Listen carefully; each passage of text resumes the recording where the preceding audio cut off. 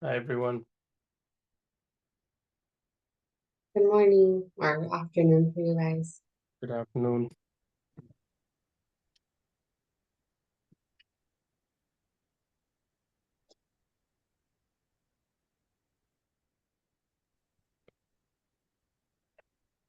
Hi, everybody. Good morning. Good afternoon. Good morning. Good afternoon. Good night, might as well too.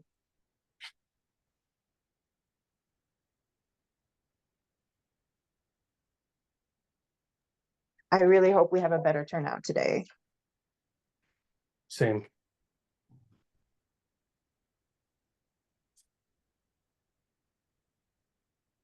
You got the rain.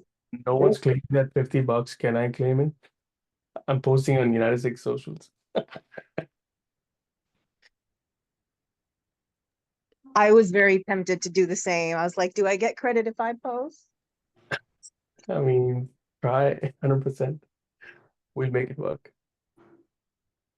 It's hardly all Reggie in.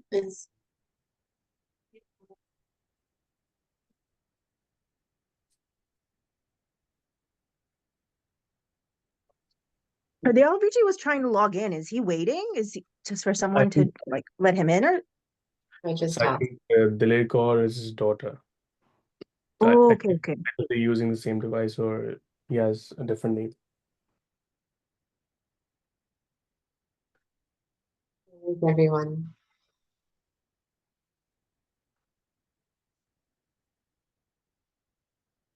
Doing good.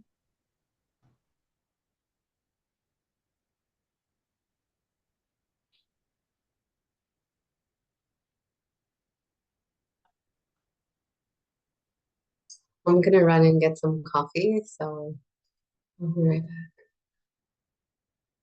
One for you, Reggie? Okay.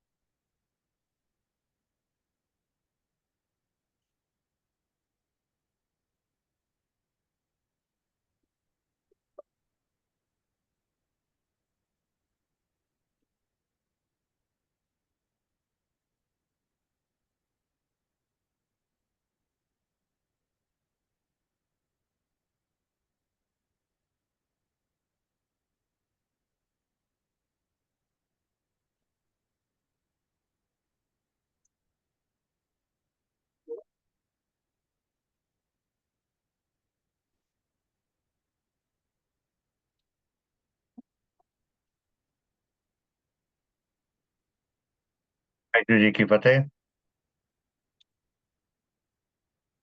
Rahul, can you hear me? Yes, sir. Okay.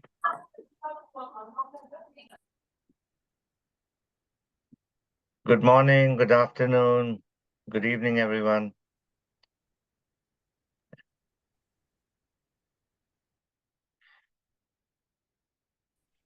Are we all excited for a third day of the seminar? Can I see some reaction? Okay. And can you please turn on your cameras?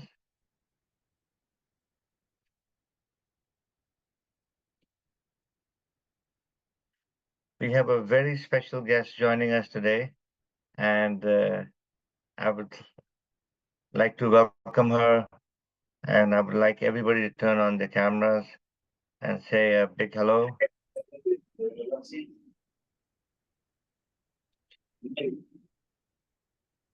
Yeah.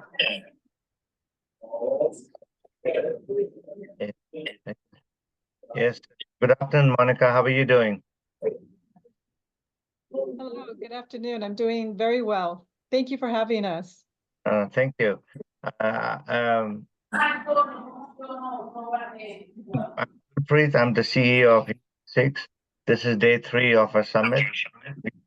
Starting on what I would say is one of the most important aspects of the seminar. What you will learn today will help you for the rest of your life. Trust me when I say that.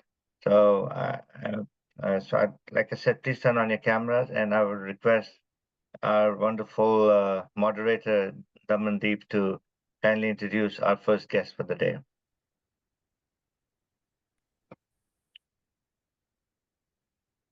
Okay, one moment. Okay, cool. I have it pulled up. Hello. So I'm going to introduce our first speaker, Mindy Weinstein, Director of the Washington Field Office. So for a quick overview, Mindy oversees the operations of the Washington Field Office, which include handling investigations, mediations, federal sector hearings, community outreach, and education initiatives. So prior to her current role at the EEOC's Washington Field Office, Ms. Weinstein served as a special assistant to EEOC Vice Chair Leslie E. Silverman. In this capacity, she provided legal and policy guidance on a broad range of issues and played a pivotal role in leading the EEOC's Systemic Task Force, which developed a strategic approach to identifying and eliminating class-wide employment discrimination.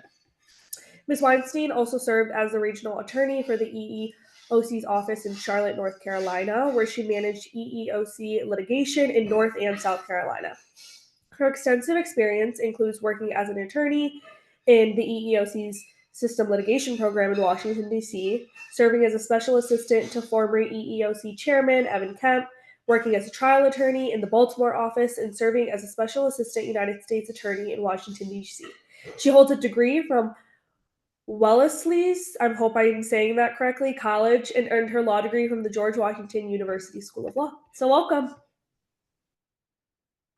Great, thank you. I'm trying to make sure I've got this set up all okay. It's a pleasure to be here. Thank you for the introduction. And I have a PowerPoint that I'm going to ask Monica Kalunga, who's also here from the EEOC's Washington Field Office, to try to share. Monica, is that something you can set up?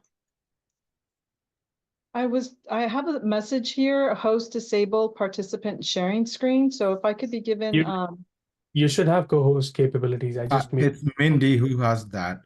So you made Mindy the co-host. Can you just no, I that? made both of you the co-host.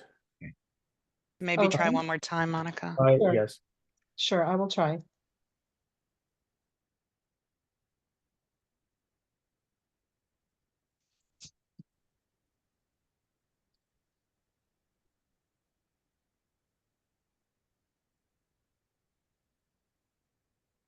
Okay, thank you.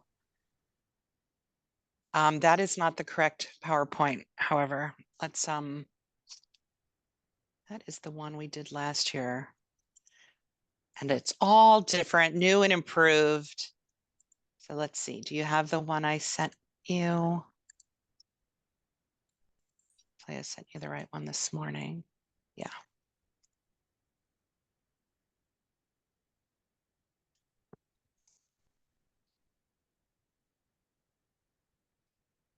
Okay, 1 minute. I found it.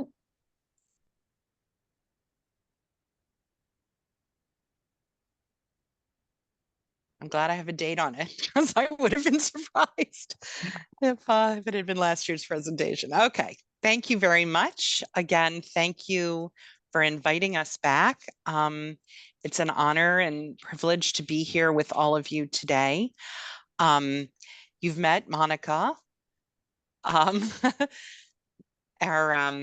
outreach and education person, and she's gonna help with the slides, and I'm sure she'd be happy to answer questions and assist as well as we go forward. So let's go ahead and get started. The agenda for today is, next slide, please. We're going to provide an overview of the EEOC and the laws that EEOC enforces.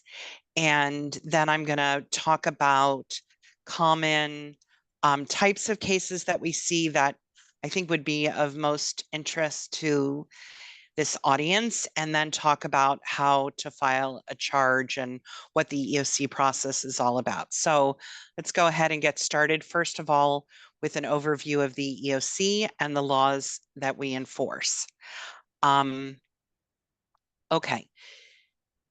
The EEOC is, you can go to the next slide, a federal agency that enforces federal laws that prohibit discrimination in employment, which I'm going to talk about in a lot of detail in a few minutes. We are an independent agency. We enforce a number of different laws that all have to do with discrimination in employment. And one of the aspects of that is that individual people can come to the EEOC and file a charge of discrimination with us. We have 53 offices around the country, including the one here in Washington, D.C., where Monica and I work. But we have many other offices spread throughout the country as well. And we are here to provide service to people who want to investigate, who want to file a charge. We investigate them where we find a violation, and we try to resolve the case. When that doesn't work, in some instances, we file suit in federal court as well. In federal sector cases against other federal agencies, we also have authority to conduct hearings in those cases. So if the complaint is against a federal agency, there's a slightly different process that involves us conducting a hearing, or if the federal agency hears the case and issues a decision, individual people who are not satisfied with their federal agency's decision, if they work at any other federal agency, the Department of Justice, Transportation, Education, et cetera, they can appeal that decision by that agency to EEOC. And lastly, we do a lot of work on educating employers, employees, workers, advocacy groups, all sorts of different people to better understand their rights and responsibilities under the federal EEO laws. And that is the key part of what Monica does every day, providing education to workers, advocacy groups, religious groups, civil rights groups, and employers so that they know what they're supposed to do as well. Okay, next slide, please. This is a quick snapshot of the laws that EEOC enforces. The first law that we enforced is Title VII of the Civil Rights Act of 1964. Some of you may have seen in the media that we just celebrated 9 days ago the 60th anniversary of the Civil Rights Act of 1964. That is the law that came about because of the advocacy work of many civil rights workers. I'm sure everyone is familiar with Martin Luther King's I Have a Dream speech, the speech that was delivered on the National Mall, that was in large part the culmination of a lot of work for many, many years to get civil rights codified in a law that would prohibit discrimination in a number of different areas, including public accommodations like hotels and restaurants, but also with respect to work. And Title VII, or Part 7 of that tremendous law, is the law that prohibits discrimination in employment, on a number of different bases, and I'll show you that list in a moment. But it is also, Title VII also created EEOC, the agency where I work, and gave us authority to enforce that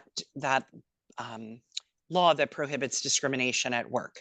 So Title VII is a pretty significant law for us, the Civil Rights Act of 1964, huge law in terms of shaping rights for people in America, and created us in the first place. We opened our doors a year later, July 2nd of 65.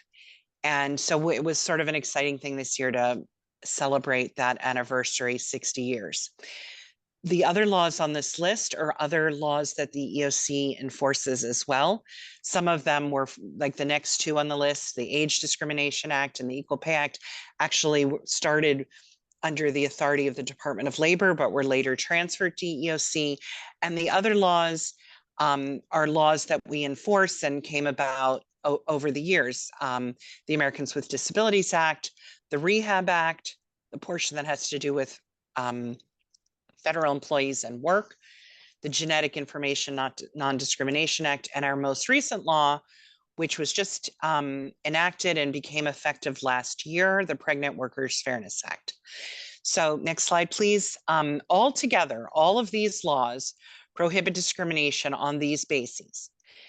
So employment discrimination is prohibited based on race, color, national origin, religion, sex, which has been defined to include pregnancy discrimination, and as well as discrimination based on sexual orientation and gender identity. The laws also prohibit discrimination based on age for people who are 40 or older. They prohibit discrimination against people with disabilities. They prohibit discrimination based on genetic information. And all of these laws prohibit retaliation against people who oppose discrimination or come forward and file a charge or otherwise engage in what we call a protected activity. You can't be retaliated against because you file a charge or oppose discrimination in the workplace. The next slide shows a breakdown of the kinds of charges we received last year. Altogether, we received about 81,000 charges in fiscal year 2023. That represented a 10% increase over the number of charges that I talked to you about last year, which was about 73,500. And during COVID, as you may imagine, we had a decrease in charges. So last year, I think we were sort of coming out of that period. And this year, we're back at about 81,000 charges, which is around where we were, highest number we've had since, I think, 2018. We got a few of the charges. You can see the tiniest number on this is the Pregnant Workers Fairness Act, but that's because that law didn't even become effective until June 27th of last year. And you can only file a charge for discrimination that happened after that date. So that's just starting to come into effect. But anyway, this gives you kind of a breakdown. The highest percentage of the charges that we receive are retaliation charges. I'm going to talk more about what retaliation is, but it's become the highest category of charges that we receive. After that are disability charges and race, sex discrimination charges. Those are sort of the next highest category, and then followed by the others: age, national origin, color, religion. Last year, when I was at this conference and I shared this chart, we had a really huge number for religion charges, and that was because there were a spike in the filing of discrimination charges based on religion because of people objecting to the COVID vaccine requirement for religious reasons. But again, that has sort of leveled off. We're now down to 5.4%. It's usually in the 3-4% category. So anyway, we'll keep an eye on that, I'm sure. And then the other types of discrimination charges, equal pay, genetic information, and as I said, pregnant workers, which just became effective, those are relatively low compared to the other types of charges we get. Next slide, please. So who is protected by these laws? Well, basically, we cover people who apply for jobs, people who have jobs, whether they're full-time or part-time, whether they're temporary or permanent positions. We cover former employees. For most likely that comes up in the context of someone who is a former employee and alleges that an employer they used to work for retaliated against them, like by giving them a really bad reference because they had engaged in, like an opposition to discrimination at work, something that's protected by the law. And then as a result of that, they were retaliated against. So in that case, even a former employee could be alleging retaliation. And our laws cover everybody regardless of their citizenship status. We don't ask, we don't get involved in that at all. Okay, next slide. What employers are covered by the laws? Generally speaking, our laws, starting with Title VII, covers employers that have at least 15 employees. So if you have fewer than that, our federal law do not cover that. But we have state and local partners. Like here in DC, we have the DC Office of Human Rights. There's agencies like this in many, many states and counties and cities across America. And some of them have similar coverage to us under their state or local law. And they, in some instances, cover employers that are smaller, maybe cover employers that have 5 or 10 or whatever, some smaller number of employees. So it's important to know that because sometimes if EEOC doesn't cover, because it's a very, very small employer, there still might be coverage under a state or local law. While 15 or more is generally the requirement, it's actually 20 or more for age discrimination cases. And for Equal Pay Act cases, which are sex discrimination and pay cases, in most instances, almost every employer is covered under that law. So we cover private sector employers of that size, that, as I just discussed. We cover state and local governments. We cover employment agencies, temp agencies, staffing agencies. So like if a staffing agency doesn't refer someone based on sex or race or any of the other types of discrimination I just shared with you on that list, that would be discrimination. Our laws cover unions, so unions can't discriminate against their members based on the kinds of discrimination on that list: race, sex, religion, national origin, et cetera. And as I said, we cover federal agencies, but there's a different process for people who are alleging discrimination and who are working for a federal agency or applying to a job at a federal agency. There's a separate process, which I'm not going to go into today, but just briefly, you have to start with that agency. So you go to the EEO office at that agency that you're alleging is discriminating, and they conduct their own investigation. And at various times, you can request a hearing before an administrative judge at EEOC or appeal that agency's decision in the discrimination complaint to the EEOC. Okay, next slide, please. So I'm going to just focus in this presentation on religious discrimination. I'm going to do somewhat of an overview because, I mean, for any audience, anyone could be any religion and have a disability or be over 40 or be, discriminated based on sex or some other grounds. But I am going to kind of focus on religious discrimination and to some extent national origin discrimination as well for this presentation. But a lot of these principles apply much more broadly. But just briefly to summarize, religious discrimination is unlawful in all aspects of employment. If an employer is making a decision based on religion, and that includes a prohibition against harassment based on religion, and also for religion and a couple of other types of discrimination that I'll share with you in a few minutes. An employer has an obligation to go a step further, which is to reasonably accommodate an employee's sincerely held religious beliefs, observances, and practices, unless it would cause an undue hardship to the employer. So that's a quick summary of religious discrimination at work. We're going to get more into the weeds in a few minutes. And then I also, next slide, please, want to just highlight again that national origin discrimination is illegal as well. So you can't make a decision at work based on national origin. You can't harass somebody based on their national origin. And this includes discrimination. Like, what do we mean by national origin? Well, it includes discrimination because of the country where a person is from, or a part of the world that a person is from. And so that means like you can't be discriminated against because you're Arab or because you're Palestinian or Israeli or because you're Middle Eastern. That's just an example of different ways that national origin might apply to a person. You can't discriminate because of a person's ethnicity or accent. So you know, an individual person doesn't have to be from that country, but their heritage is from that country. And you can't discriminate because the individual appears to be of a certain ethnic background, even if they are not. Okay, next slide, please.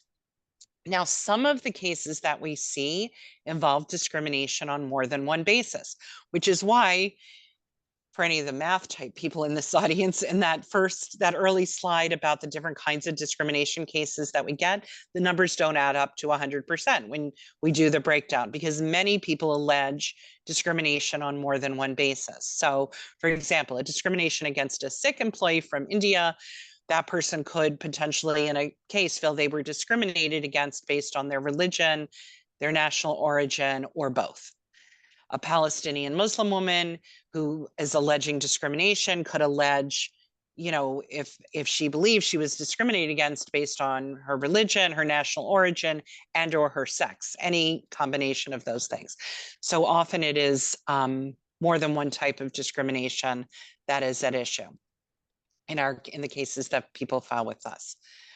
Okay, next slide, please. I referenced this briefly in a slide a few back, but just want to also highlight that discrimination is illegal based on like the actual religion a person has or the national origin a person has, but also on their perceived religion or national origin.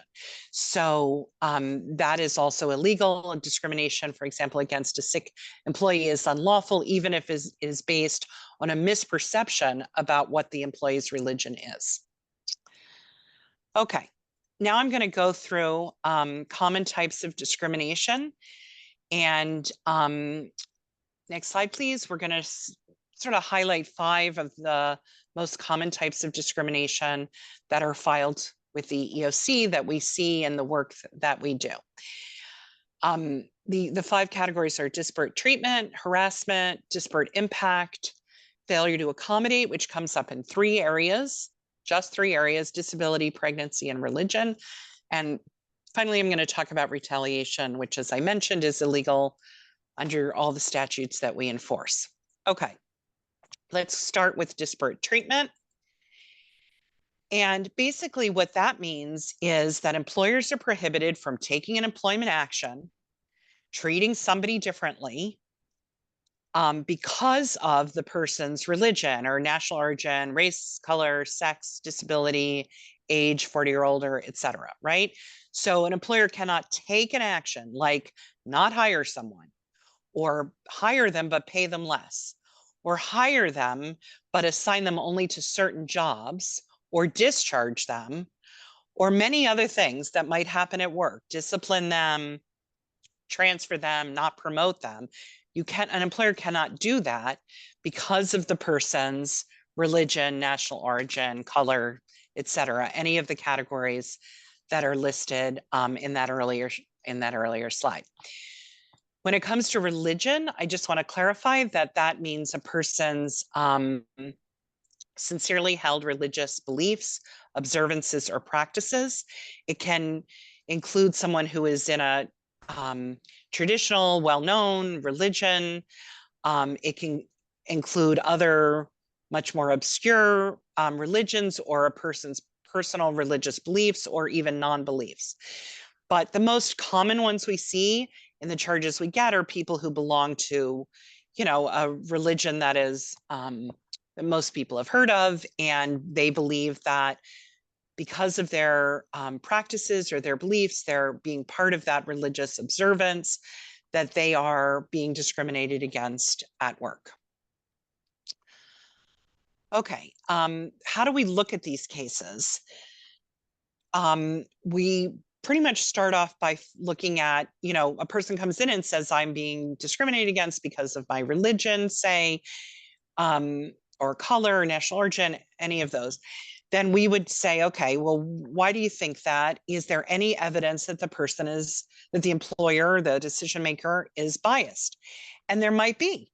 I mean, occasionally there is something directly said to someone about their religion or national origin or some other protected bases that certainly gives an indication or maybe proof that the action that the employer is taking is because of that person's protected status, because of that person's race, sex, religion, etc. But often there isn't such direct evidence of the reason that the employer took the action. So a lot of the times what we're looking at is, was the person who's alleging discrimination treated differently than someone who was kind of in a similar situation at work, but is of a different race, sex, religion, etc. So then we're going to say to the employer, we give them an opportunity to come forward with a defense and say, why were these people treated differently? And the employer normally articulates some legitimate non-discriminatory reason why this person was fired, why this person wasn't promoted, why this person was paid this wage and the other people were paid this other wage. And it could be like, for example, in that situation, because of their past experience, because of their seniority, whatever. So we're going to ask the employer, what's the reason that you made this decision and why did you treat the person who filed the charge with us differently? And then we're going to look at whether it seems that the reason that the employer gave is true or is a pretext of cover-up for discrimination. That is the kind of analysis that we typically do in these cases. So if a person comes and files a charge, we're going to ask them, hey, how were you treated? How were people and who were the other people, your coworkers, treated when it came to that sort of thing? Okay, let me give an example now. Next slide, please. So, and please, if you, it would be a lot more fun for me and hopefully for you if somebody could chime in with a proposed answer to any of these questions. So here's the first example. A Sikh individual who wears a turban for religious reasons applies for a wait staff position at a restaurant. He has a lot of experience as a waiter at nearby restaurants. The restaurant hires him and assigns him to a dishwasher position. But this employee notices, he's now working there, that the restaurant is still hiring wait staff and asks again, hey, can I get a wait staff position? But the company fails to give him that job. So would that be discrimination? Anybody want to chime in? Thoughts? Yes, no, that's discrimination. That isn't discrimination. It depends. I see a yes. Monica, help me out here. I'm on a couple of screens. So tell me, somebody's raised a hand, I think. Can you help me out with that? Sure, absolutely. Preet, I'm sorry for pronouncing that wrong. Please unmute yourself.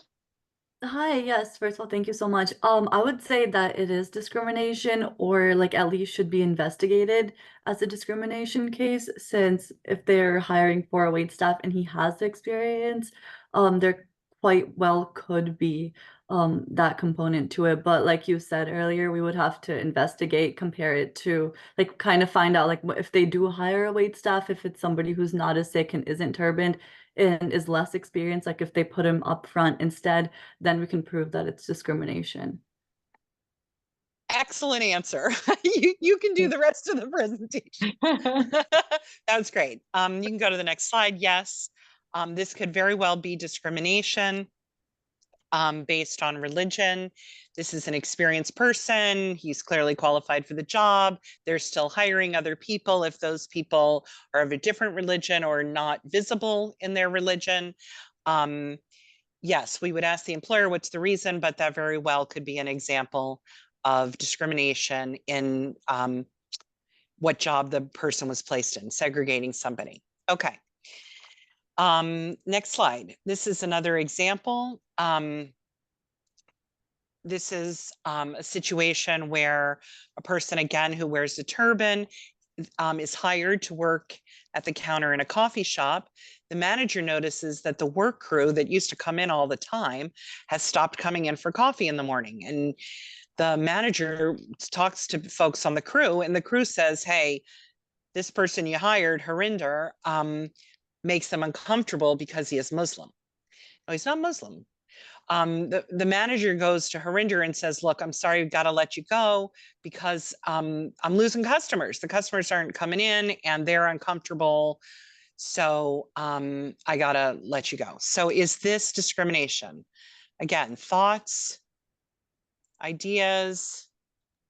Okay, we do have someone with their hand raised. Great. Ranak, please unmute yourself. We want to hear from you. Are you there? Hello everyone. Yeah, I'm here. Yeah, definitely that's a discrimination rather than just letting that Muslim guy go off. Customers should be explained that first of all, he should be made to know that the discrimination, the ones who made the discriminations is human beings, not God. He's made all his human beings equally beautiful and equal in all terms. Though definitely everyone's isn't perfect, but everyone is beautiful in their own ways, and they have some special qualities which makes us different from everyone. So rather than kicking off that Muslim guy, the customer who has a problem should be explained with utter peace and understanding that what he is doing is wrong, and what is the actual correct way to be behaved should be explained rather than kicking any of them out. So if the customers are facing a problem, it should be collectively sorted out rather than kicking any of the sides. So that's a discrimination. Rather than taking anybody out, a collective discussion or a peaceful, healthy discussions can lead to more peaceful and happy relationships. Thank you. Okay, great. That takes what I was going to say like to the next level, because I mean, the quick answer in the next slide, please, is yes, that would be unlawful discrimination. And it's unlawful even though, you know, the people, these customers, these biased people thought the person was Muslim, and our employee is not actually Muslim, but it's still discriminatory and based on religion, and that you shouldn't, an employer cannot take customer preferences bias to make it their decisions. And I like your idea that maybe some conversation and communication could help ease the concerns, educate people, and try to eliminate the bias. So in the end, the person keeps his job and the people come in for the coffee and it all kind of works out. That would be the best resolution of that. Absolutely. Okay, thank you so much. Next slide, I'm gonna now switch from what we call disparate treatment to another type of discrimination on that list of 5 types, which is harassment. I know that we're all familiar with the concept of sexual harassment that gets a lot of media attention. Many years ago, you know, CEOs and anchors on the Today Show and famous chefs around America lost their jobs, and all sorts of attention was paid. Actors, directors, you know, very famous people got a lot of attention, sexual harassment. But harassment is illegal under our laws, not only based on sex. I mean, clearly sexual harassment is covered by our laws, but also harassment on all the other bases that are listed, including religion, national origin, race, color, disability, age, etc. Harassment at work can include, of course, in the sexual harassment context, it's also often sexual advances, inappropriate touching, etc. But in all of the situations, it can include offensive, derogatory comments, slurs, graffiti, quote unquote jokes that make fun of somebody's religion, race, disability, etc. If it's based on the person's protected characteristic, then that could be illegal. Of course, not all disparaging comments or conduct rise to the level of harassment. I'll explain in a moment, but it normally has to be severe or pervasive. It can't usually, it's not 1 or 2 or 3 comments, but it's something that rises to a higher level than that. Next slide, please. So an employer is not always liable for it either. It depends on what happened and what the employee and the employer did in response. Okay. And if the harasser is an owner of the company, the CEO of the company, you know, a super high level person like that, they probably are automatically liable, the company. And also, if the harassment includes what we call a negative or tangible employment action, like a person is harassed and it ends up with the person fired as part of the harassment, then the employer would be liable. So what we're looking at is, was the harassment severe or pervasive? Again, 1 or 2 comments is most likely not going to be enough to establish a claim under the law. But also who the harasser is. Is it the CEO, owner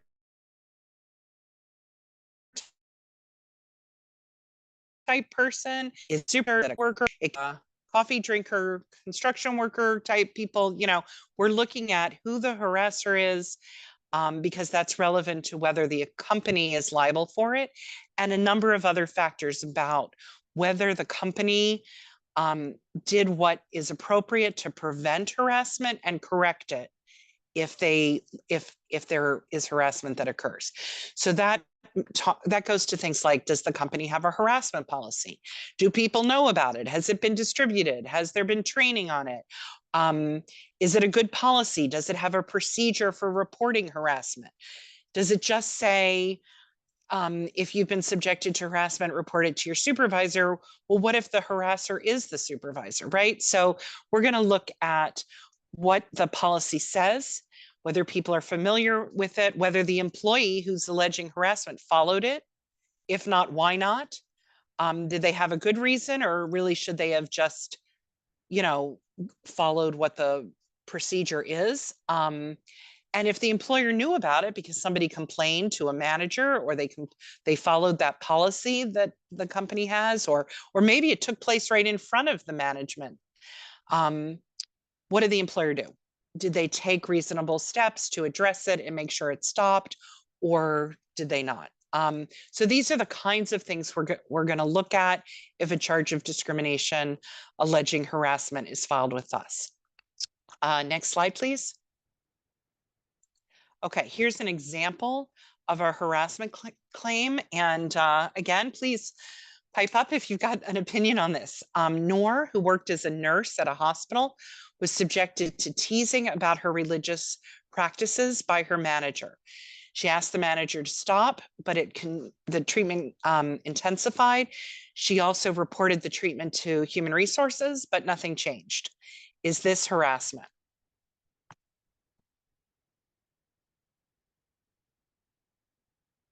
Yes, no, maybe, depends. Can I What does quiet everybody out? think about this? Oh, Andrews, go ahead. Yeah, I think this is definitely harassment, especially because she like went through multiple processes. She asked the manager to stop, it didn't stop. Then she went to HR and they still, like, nothing changed. The fact that it's ongoing and it's actually intensifying fits the criteria of harassment. Okay, that's the correct answer. Next slide, please. I think the one, what we're going to look at is, was it severe or pervasive? Okay, so a comment like, oh, you're always praying one time is probably not going to rise to the level, right? Or questions. I've never met a person of your religion before. Maybe 1 or 2 of those. that's not going to rise to the level. But if it's teasing, like the example gave, included that word, if it's persistent, if it's very nasty and very severe, or it's, happens regularly, daily, several times a week, every time that person comes by, it very well could rise to the level of severe or pervasive. And as you said, the employee complained, the harassment continued, so the employer would likely be liable for it. Next slide, please. Okay. Similar to what I mentioned before, just a reminder, harassment can be based on more than one basis. So a dark-skinned, Indian-born Sikh person could be harassed based on religion, national origin, and color, for example. There could be sexual harassment in a case and racial harassment in a case. I mean, there are sometimes, unfortunately, instances that we see like that. And harassment, as we noted in a prior example as well, can also be based on perception, not reality. So if a person who is Sikh is harassed with comments that are anti-Muslim, based on a misperception that the person is actually Muslim, then that could be illegal harassment as well. Next slide. Harassment can also be against the law if it's based on somebody's association with someone. So a white American employee could be harassed once the employer sees the pictures up on their desk of their lovely family where, the person is of a different race or national origin or religion, etc. That unfortunately does happen sometimes too. And that would also, if it met the other standards that we talked about, severe, pervasive, the standards for an employer to be liable, could be a violation of Title VII. And harassment can also exist sometimes in religion cases where the person is harassed because they've gotten some accommodation. Like the example I have here is they were allowed an alternative break schedule so that they could engage in prayer during the day, and somebody's harassed because of that. That could also be a violation. Next slide, please. I mentioned before that EEOC, at times, if we find a violation and we're unable to settle the case, may file suit in court. This is an example of a case. Just wanted to point out a couple examples here and there. This is a situation where we filed suit in Texas against Halliburton Energy Services, alleging that an oil field worker was harassed based on his Muslim religion and Syrian national origin. He was subjected to taunts and derogatory names, accused of being associated with ISIS and terrorism, and criticized about his cultural attire and appearance. That's a case in which we resolved it for $275,000. Almost every time we are able to resolve a case after we found discrimination or filed suit in court, we try to not only get monetary relief for the person or people who were subjected to the discrimination, but we try to also get the kind of relief that would prevent discrimination like this happening in the future. So here, the relief included training for managers and human resources people so that they know what harassment is and what they should do if they, obviously they shouldn't engage in it, but what to do if they see it, what to do if somebody reports it to them, how to take this seriously. It matters for many reasons, including the company's operational effectiveness can be interfered with if somebody's upset, if many people are being harassed, that sort of thing. You can't retain people as well. There's a cost to the company, not to mention to the individual person or people who are victims. So we try to make sure that the managers in HR, and sometimes everybody, depending on what the circumstances are, gets training on what harassment is, what to do about it, how to recognize it, how to address it.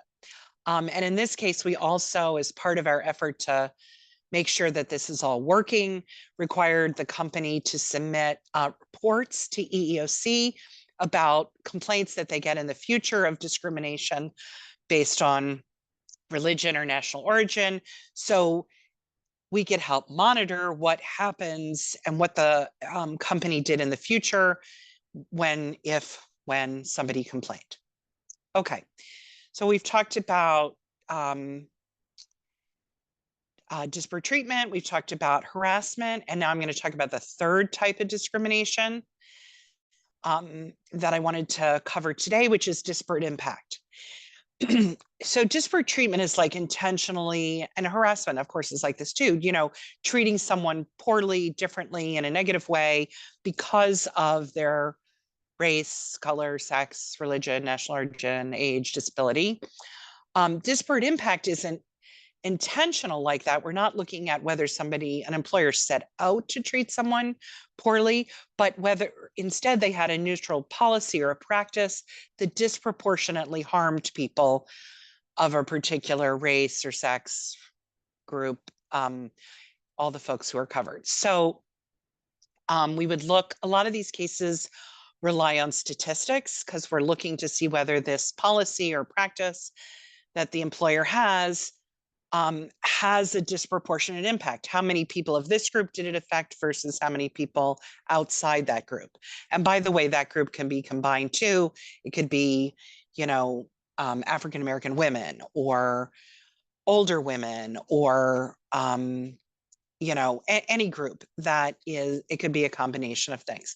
So for example, an employer that has a policy for a certain type of job that you have to lift a certain amount, that could disproportionately screen out women who in general, statistically, don't have the same strength and may not be able to meet the lifting requirement that the employer has. I'm going to talk in a minute about what happens next, but the first question is, does the screening device, the policy, the practice that the employer has disproportionately, and in fact, disproportionately impact people in a particular group? If it does, then the employer needs to show that that policy that has this impact is job related and consistent with business necessity. So they're going to say, well, it's not just that we need everybody to be able to lift 75 pounds for the heck of it, but we need that in order to perform this job. And so we're going to look at that as part of our analysis. And even if that is correct, the way that the law works, the employee who's alleging discrimination could still show, well, there's a less discriminatory alternative way to do that. So a lot of times this arises, as I mentioned, in these kinds of policies and practices that screen people out. It might be at hiring, it might be at promotion or other phases of employment. But I just want to mention that sometimes there are language requirements at work that might also have a disparate impact. So if you could go to the next slide, please, Monica. There's some overlap with some language issues, and this would specifically have an impact on national origin. So some employers we have seen over the years have an English fluency requirement and say that in order to work here, you have to be able to speak English fluently. And then we're going to look at whether, in fact, fluency in English is really necessary to perform the job effectively. And, you know, it depends on the job. In some jobs, maybe some customer contact jobs, teaching children, you know, English jobs, you know, obviously certain jobs might require more English fluency and other jobs may not. In a warehouse, in a landscaping, you know, lots of jobs. And there's lots of jobs in between. So we're going to do a case-by-case analysis of that. Some employers have had an English-only rule, which requires people to speak only English at work.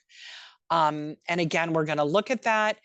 It's not allowed unless it's needed to ensure the safe or efficient operation of the employer's business, and it's put in place for non-discriminatory reasons. Generally speaking, if an employer says you can only speak English all day, even if you're calling your mom in, you know, a foreign country who only speaks another language, that's probably not going to cut it under the law. So again, case by case, and we also sometimes see language cases involving accent, where an employer says, you know, I'm not going to hire somebody because they're fluent in English, but they have a foreign accent. And again, we're going to look at, well, what's the job, and is the accent seriously interfering with the employee's ability to do the job? Okay. Next slide, please. Next, I'm going to talk about the fourth category that I mentioned, the types of discrimination, and that is failure to accommodate. That comes up in 3 areas, as I said before: disability, pregnancy, and religion. So let's start off with disability. A person, in order to get an accommodation, which basically means some sort of adjustment in the work environment or how things are usually done. That's what we mean by accommodation, making some sort of change in how things are done or the work environment. So a person who has a disability or a record of a disability may be entitled to an accommodation under the law. Now, not everybody who has a medical situation has a disability under the terms of the requirements of the law. You have to have a medical impairment that substantially limits a major life activity, like walking or seeing or thinking, or a major bodily function, like normal cell growth, which a person who has cancer would not have normal cell growth, or affects their endocrine system, you know, other things that affect bodily functions or major life activities. So the common cold is not a disability, and it would not substantially limit a major life activity, and you're not covered by the ADA if that's what your situation is. Some of these cases require a you know, very specific case-by-case analysis, and others it's very easy. This person has an obvious, you know, the person is blind, the person is deaf, the person has a mobility impairment such that they cannot walk, the person has been diagnosed with schizophrenia, the person has renal failure. These are all covered. And if they need an accommodation, some sort of an adjustment at work, they need to tell the employer. There should be an informal interactive process between the employer and the person who needs an accommodation. And basically the employer would need to provide a needed accommodation, not necessarily the accommodation the person requested, but an accommodation that would allow them to perform the essential functions of their job or otherwise participate fully in the work, either in the hiring process or the work benefits and privileges of the job, unless doing so, providing an accommodation, would cause an undue hardship to the employer. And undue hardship under the Americans with Disabilities Act means significant difficulty or expense. The next slide has a list of some kinds of examples of disability accommodations: modifying the workplace, providing sign language interpreters or readers for people who are deaf or blind, changing technology, providing additional technology or equipment, changing schedules, taking away some marginal functions, not key essential functions. And if nothing else, it would make the person able to do their job. Reassignment is also something that can be considered if there's an available job that the person is qualified to perform that's at the same level or even a lower level if necessary. Reassignment is another option that could be possible in a disability accommodation case. Okay, the next slide. I've mentioned a couple times, I think, that we have a new law, the Pregnant Workers Fairness Act, that just became effective last year. And that says that people who are qualified, employees or applicants who have a known limitation that relates to or is affected by or arising out of pregnancy or childbirth or related medical conditions may be entitled to an accommodation, again, absent undue hardship on the employer. And undue hardship, again, means the same thing it does under the Americans with Disabilities Act for people with disabilities: significant difficulty or expense.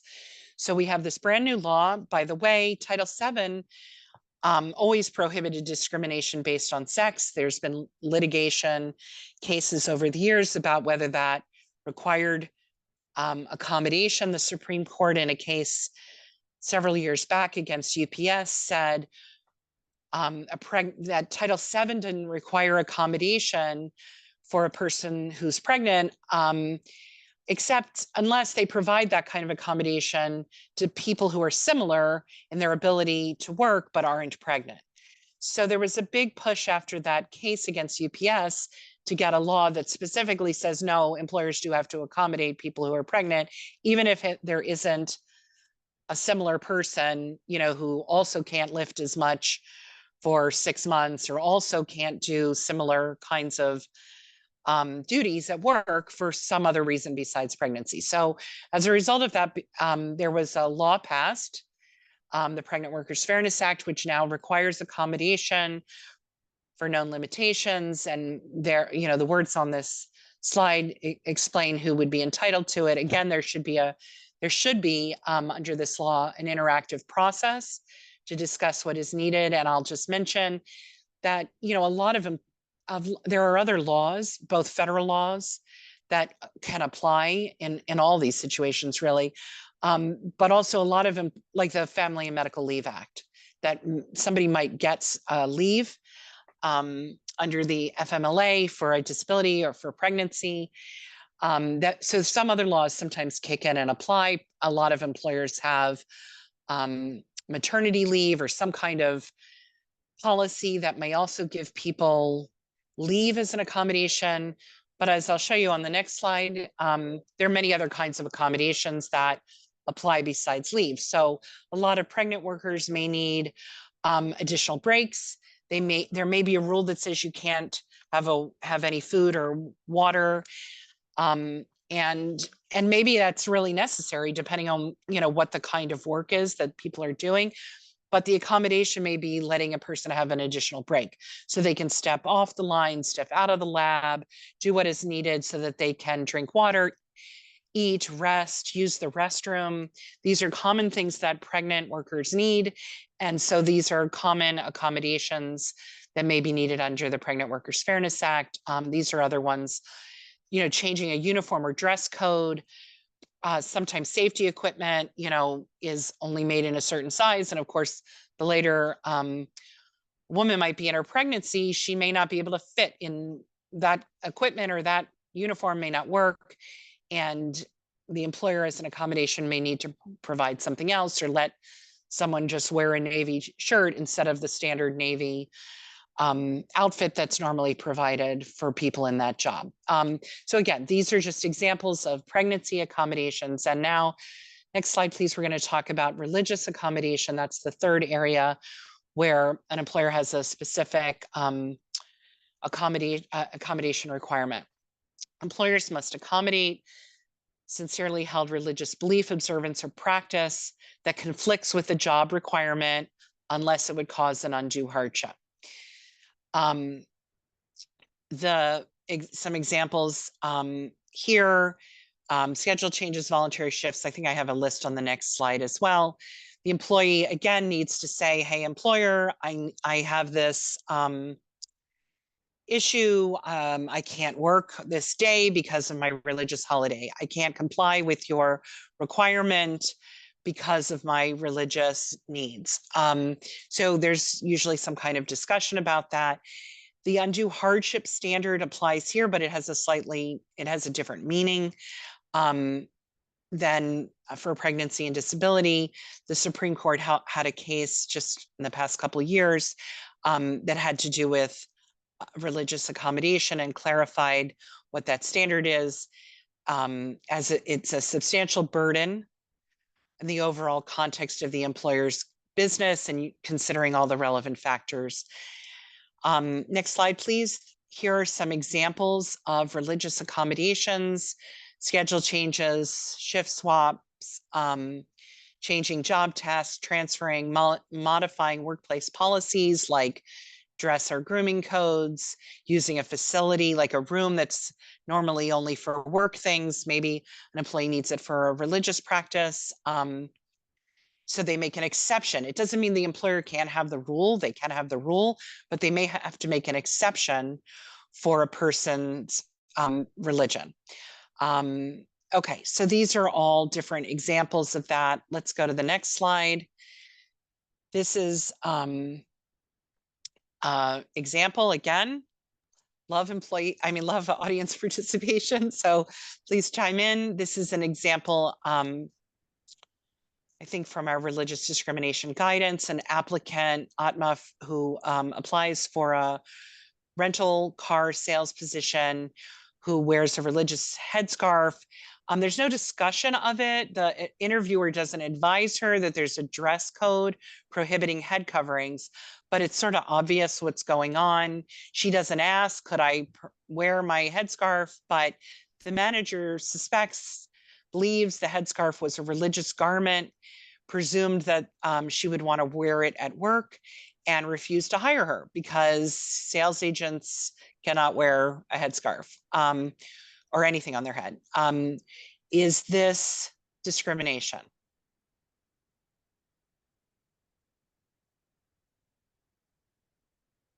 Do we have hands up? People begging to give the answer? Monica? Okay, let's see here. One message in the chat. Yes, somebody replied yes. Actually, Okay. a couple replied yes. We have a few yeses. Okay, that is correct. That is discriminatory unless the employer could show that they can't provide this accommodation, absent, and doing that, allowing the headscarf would be an undue hardship. And that is true, even though she didn't specifically request an accommodation during the interview. But because the employer believed that she's going to want to wear that headscarf, so we're not going to hire her, that would be discriminatory. The next slide has another example from our religion guidance. This is a situation where Prakash works for a surgical instrument company. They manufacture them, and he does not shave or trim his facial hair because of his Sikh religious observance. When he tries to get a promotion to manage the division for sterilizing the instruments, the employer says, hey, to work in that division, you're going to have to shave or trim your beard because the beard may contaminate the sterile field. Prakash says, I can't trim my beard for religious reasons. So that's the accommodation request. And you see the conflict with the work requirement. So that's how we get to these accommodation cases. Here, the employer says, well, all right, you can work there, but you're going to need to wear 2 face masks if you're not going to trim your beard. And Prakash is like, yeah, I don't want to do that. Not for religious reasons, but just doesn't want to wear 2 masks. He thinks that's unreasonable. Is that discrimination? What do you guys think? Let's see here, Mindy. Someone said no. Got one Okay. comment, no. That is the right answer. That is not discrimination. The company here is going to prevail as the person indicated, because it did offer reasonable accommodation. It doesn't have to be the accommodation the person requests, which is just make an exception and let me wear my beard. But here they have a reason that they need the person to wear a mask if they're not going to be clean shaven, and probably the employer would win. Mindy, yeah. real quick. Yeah. Dr. Gabisa, you had your hand up. Did you want to come off of mute? I just want to, in the earlier fact pattern about the headscarf, usually the employers don't kind of like include expressly those kind of things in their decision-making process, but that's what they perceive. And many of the cases that comes to us, UNITEDSIKHS, is it does suffer from lack of evidence, and it's very tough. What is your experience about, how would that employee kind of construct, what is in the mind or what's in the perceived mind of the employer in making that decision? Because they just don't usually just make those things out expressly, right? Yeah. Absolutely. And it's hard in a hiring situation. I think that, if the person were to file a charge with us, we would go to employer, and I'll explain this in a moment, but in essence, we would ask them for the reason, and they would need to come back and say whatever they want to say. She wasn't qualified, she didn't have enough experience, etc. And then we might go to the employer and say, okay, show us the resumes of the people you hired instead, or show us who you hired over the last 2 years. And it may be that she's way more qualified than all those people. So that's the kind of evidence that would tell us that it seems like the reason that they gave is not true. That is the typical way, as I said, and you just said yourself, usually they don't say, well, I'm not going to hire you because of your religious headscarf. It's a lot more subtle than that, right? But that's how we would go about doing it if it came to us. Thank you very much. Okay, sure. Okay, I think I'm going to skip the next example. It's very similar to the others. So Monica, if you could go on to the EEOC case. Yeah, on failure to accommodate. I just wanted to mention this is a case where EEOC filed suit against UPS. This is a case where we allege that UPS failed to accommodate mail delivery drivers and others who wore beards or grew hair below collar length, which violated their policy, but they grew their hair because of their religion. This involved many different people who were Muslim, Sikh, and others. They also alleged failure to hire or promote people for failing to comply with that appearance policy based on their religion. This was a big case that was settled for $4.9 million. And again, a lot of relief aimed at trying to make sure that this is corrected and discrimination does not happen in the future. So the company agreed to change their religious accommodation process, to publicize that, to train people. That's key. You got to make sure that the HR people and also the frontline managers know, and again, reporting to EEOC on how this all works. Okay, and the last section, I wanted to discuss the fifth of the types of common discrimination cases we see. It's retaliation. All our laws prohibit retaliation against somebody because they opposed discrimination, complained about discrimination, went to HR, talked to their supervisor, filed a charge with us or one of our state and local partners, that sort of thing. And the question really is, did the employer take an action that would likely deter someone from engaging in the protected activity? So if the employer does something, fires the person for sure, but it could be certainly something lesser than that, that if others knew that that's what happens if you come forward and, say, hey, I think that's discriminatory, they wouldn't come forward, then that could be a retaliation claim. Okay, again, I'm just going to move along a little bit. Here are some examples on the next slide of different types of actions that could be retaliatory. As I mentioned, firing somebody, disciplining, transferring. These are just different kinds of examples. And the next slide has a case. This is a case that the EEOC filed against a company in West Virginia, a lumber manufacturer, we said was harassing a Black Muslim worker based on religion and race, and 6 other Blacks who worked there based on their race, and fired the Black Muslim worker who said he was going to go to the EEOC 12 days after he said that. This is the kind of relief that was obtained there for the different people in the case. Again, here in this case, in an effort to try to deter future discrimination, they had to designate a manager to serve as the local EEO person, revise their anti-discrimination policy and training. Okay, now I'm going to switch gears from the 5 common types of discrimination that we see to how to file a charge. The first step, it begins with intake. That usually begins online. We have at eeoc.gov some information about how you can go through our website to our public portal. You set up an email account, you answer a bunch of questions that helps you and us make sure you're in the right place, that it's the kind of case that belongs at EEOC. It's not housing or discrimination based on something that we don't cover. And then you can schedule an intake interview. Most charges are filed by individual people. Almost all charges are. But I will mention that an organization can file what we call a third-party charge, a charge on behalf of someone else, or many people. So that is a thing that sometimes advocacy groups or other groups do.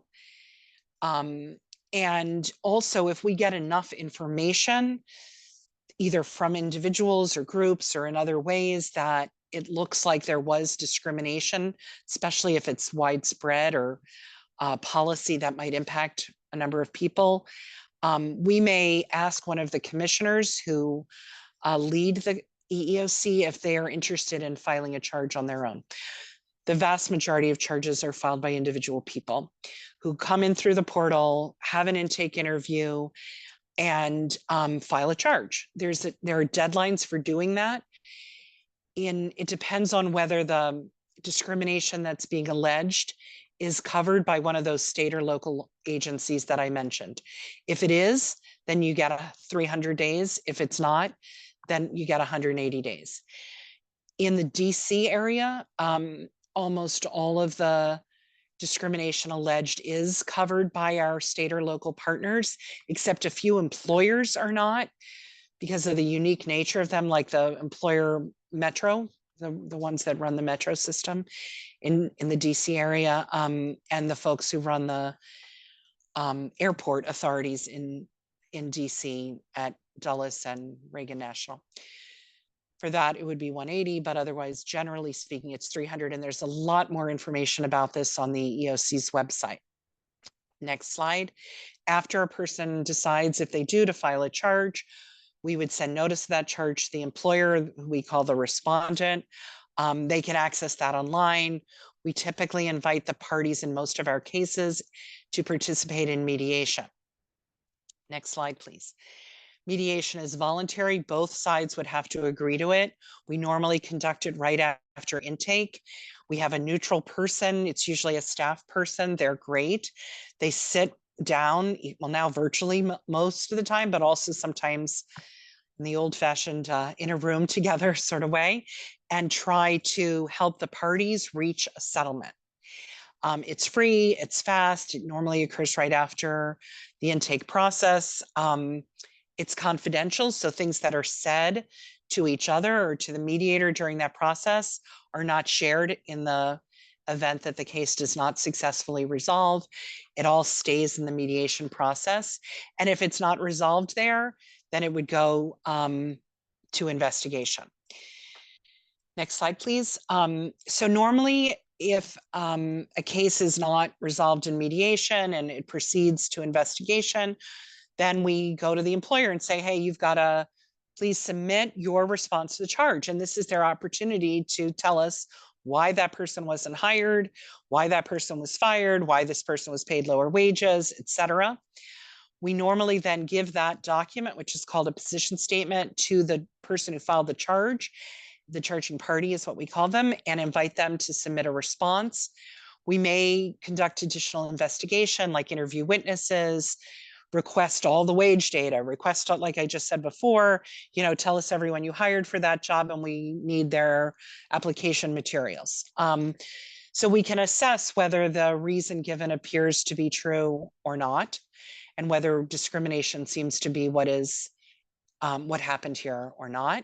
Sometimes we're able to settle it even during investigation. Ultimately, if we decide not to proceed further, we're going to issue a dismissal and a notice of rights. It's like a form. And the person who filed the charge then has 90 days to file suit if they want to pursue the matter further in court. If we think that it is more likely than not that discrimination occurred, we would issue a letter of determination that explains that and make one additional effort now to conciliate or settle the charge. If we can settle it, great. And if not, the legal team decides whether they are interested in pursuing that for possible litigation. Here's a list of the remedies that we might seek during conciliation. If the person wasn't hired or was fired or was denied a promotion, then we might seek to get them hired or reinstated or promoted. There might be a change in policy. These are just examples There might be training, as I've mentioned several times. There's monetary relief if the person lost pay, like they were fired and then they were out of work for 6 months or 2 months or whatever, then we would look to get them the money that they lost. Now they have to be looking for other work during that period, so we would consider whether any adjustments need to be made, but back pay might be something that is appropriate. In Title VII and ADA disability cases, we may seek compensatory damages, which is typically for pain and suffering as a result of what the person experienced. In a few limited cases, we might seek punitive damages, again, in Title VII and disability cases.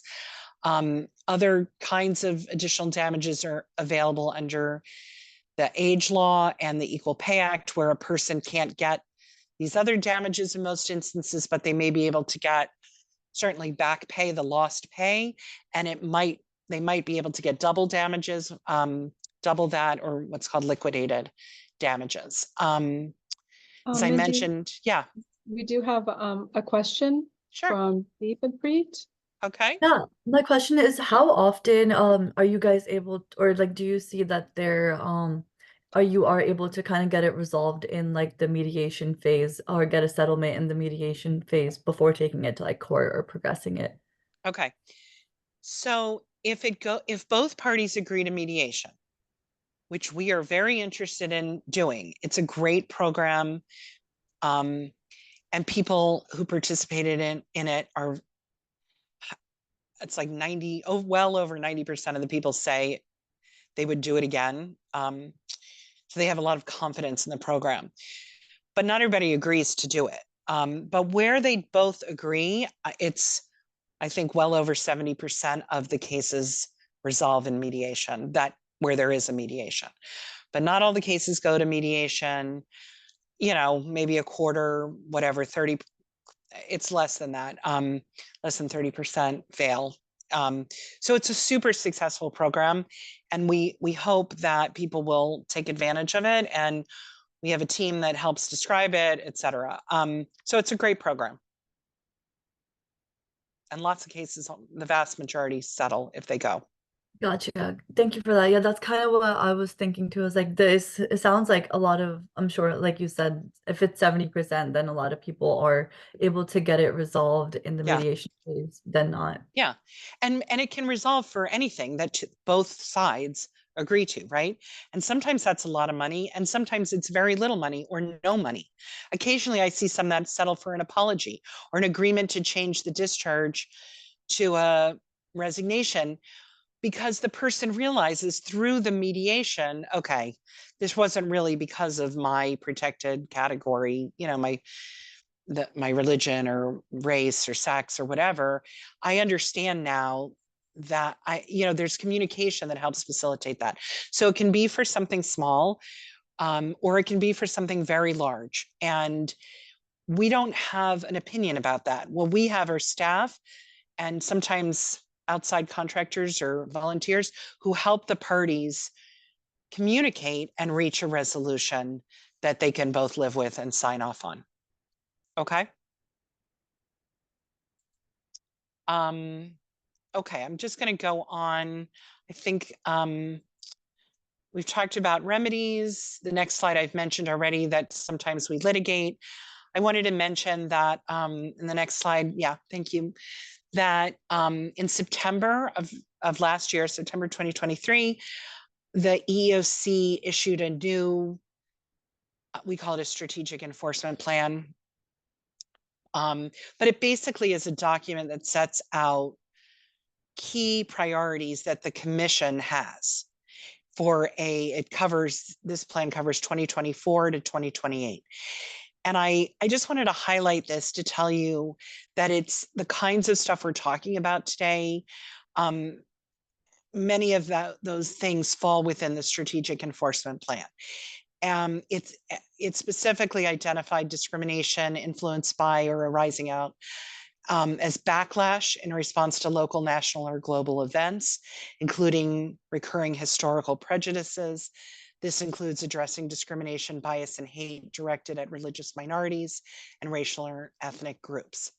So, and we also said discrimination against vulnerable and underserved communities, systemic harassment, which would include systemic harassment based on her religion, meaning, you know, a whole bunch of people. And I think one or two of the cases that I talked about today, you know, where it's a group. So there's many people, you know, a number of people based, who have the same religion or national origin or race, or maybe a combination of those things, who are treated as a group in a really bad way and subjected to this very bad harassment at work.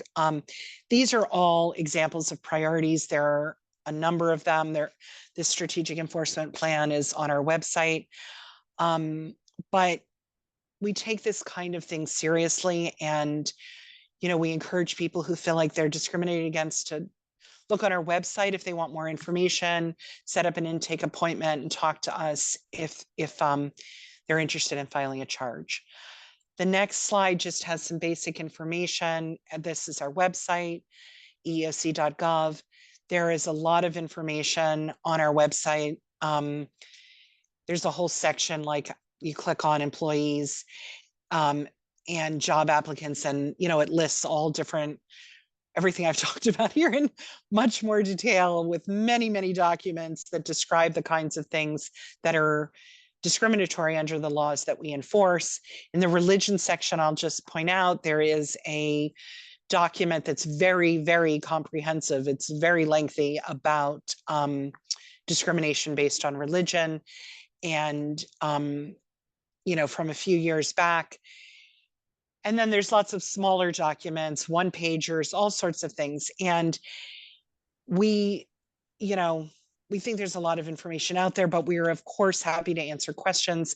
Maybe Monica can put in the chat her contact information if she hasn't already. And, you know, we're happy to answer questions, provide information, and I'm happy to do that right now. So I wanted to stop, pause, see if anybody has any questions that I haven't addressed, wants clarification, or just wants to share anything at all.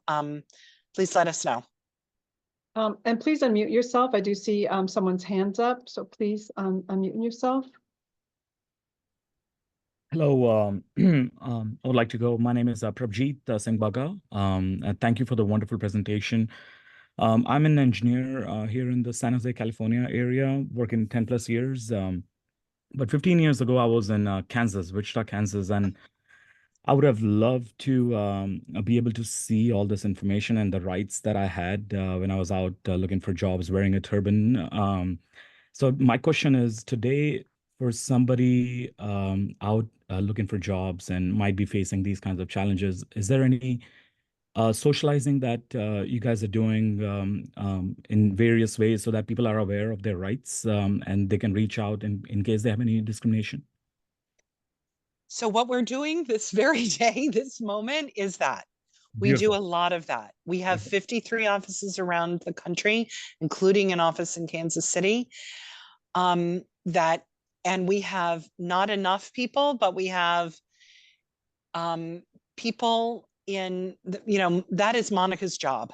And there are other people in offices around the country that do this too.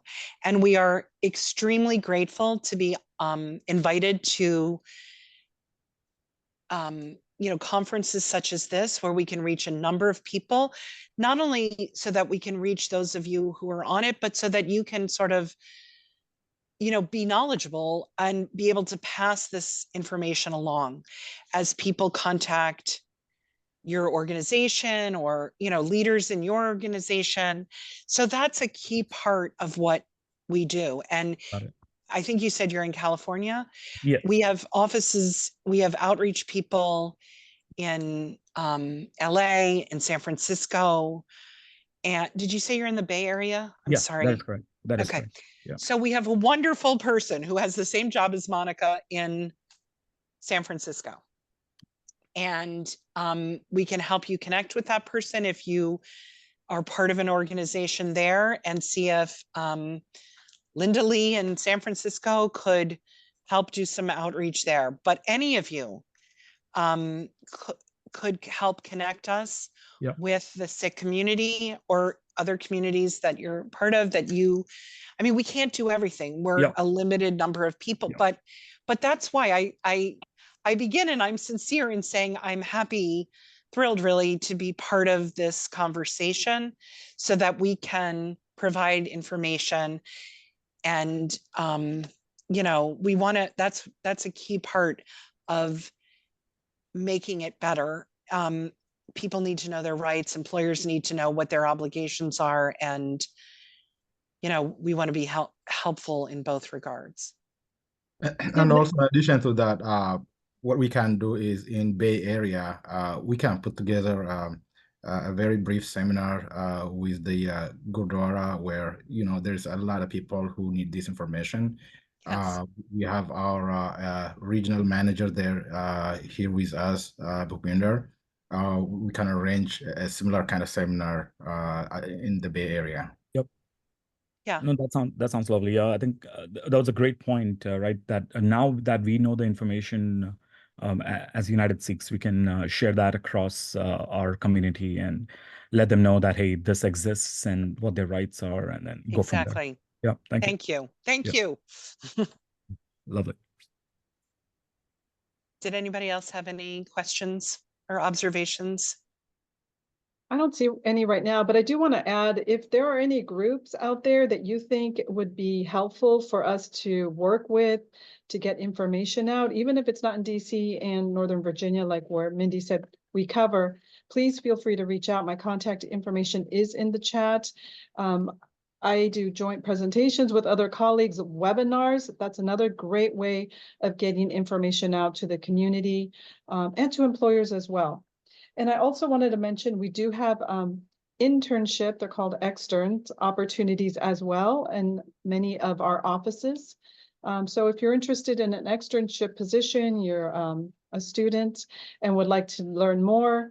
I know there was a question about mediation. What does that program look like? We do have externship programs in mediation. Please feel free to reach out. You can send me an email. Even if you're not in our jurisdiction, I'm happy to let you know who you can speak to. And lastly, if there is a community member that may be experiencing discrimination and there may be questions, I'm also a point of contact, happy to talk to that individual, happy to talk to you. But like Mindy said, we do have a lot of resources on our website that is very helpful. But if you do want to talk to a live person, you can also reach out to me via email or give me a call. Thank you, Monica. Oh, you're welcome. And we do have, some hands up. Harpreet? Hi, I had a question.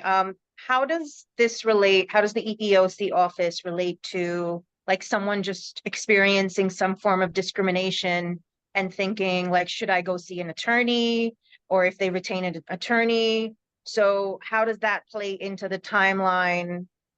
Like, okay, either or can we do both, or is one better than the other? So it's totally up to the individual whether they want to seek an attorney. Some people who file with us do have an attorney.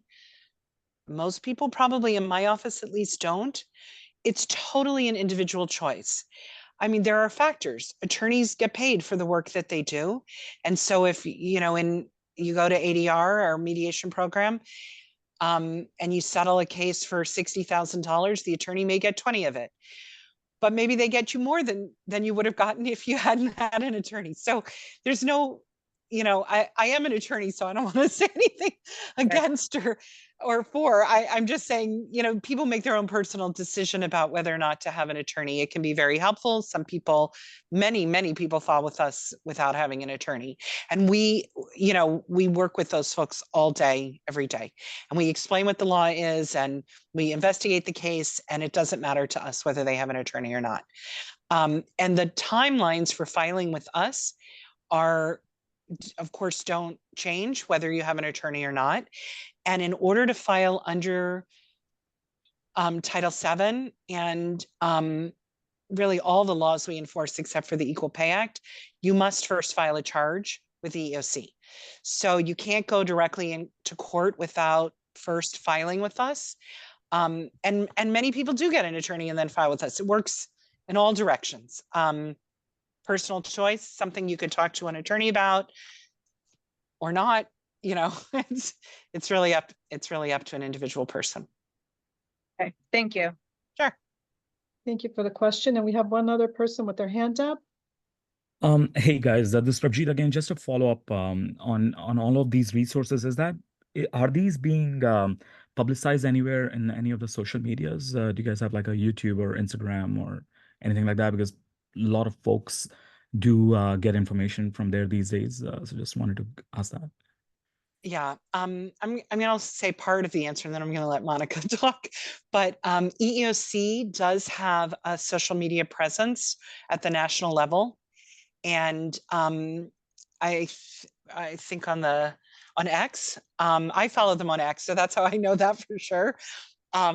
You know, that they'll put out, if we put out a new guidance document or we issue a new publication of some sort, if it's you know, Hispanic Heritage Month. I mean, they put out a certain amount through that, but we also have videos on YouTube. I'm going to turn it over to Monica. I think she knows more about this than me. Mindy, you're doing great. Thanks. Mindy, you're doing great. Yes. On X, we have Instagram account, EEOC, the Washington field office. We also have an account on X. I'm going to provide handout, and in my email I'll make sure to put the link to our X account. We also have, like I said, Instagram and YouTube, like Mindy mentioned, and helpful videos too on our website as well. Beautiful. Thank you, guys. Yeah, thank you very much, Mindy and Monica. You're phenomenal. I heard this last time, and it gets even more interesting every time. Thank you. Like a big round of applause to our wonderful speakers.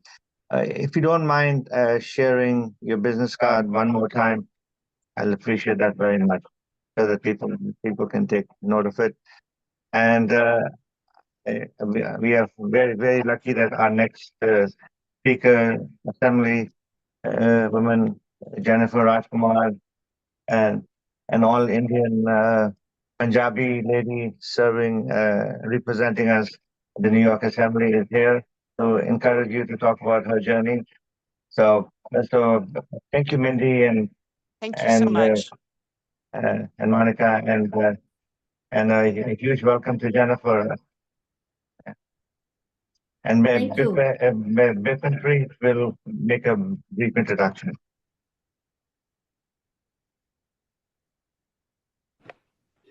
Okay, so I'm going to introduce Jennifer Rajkumar.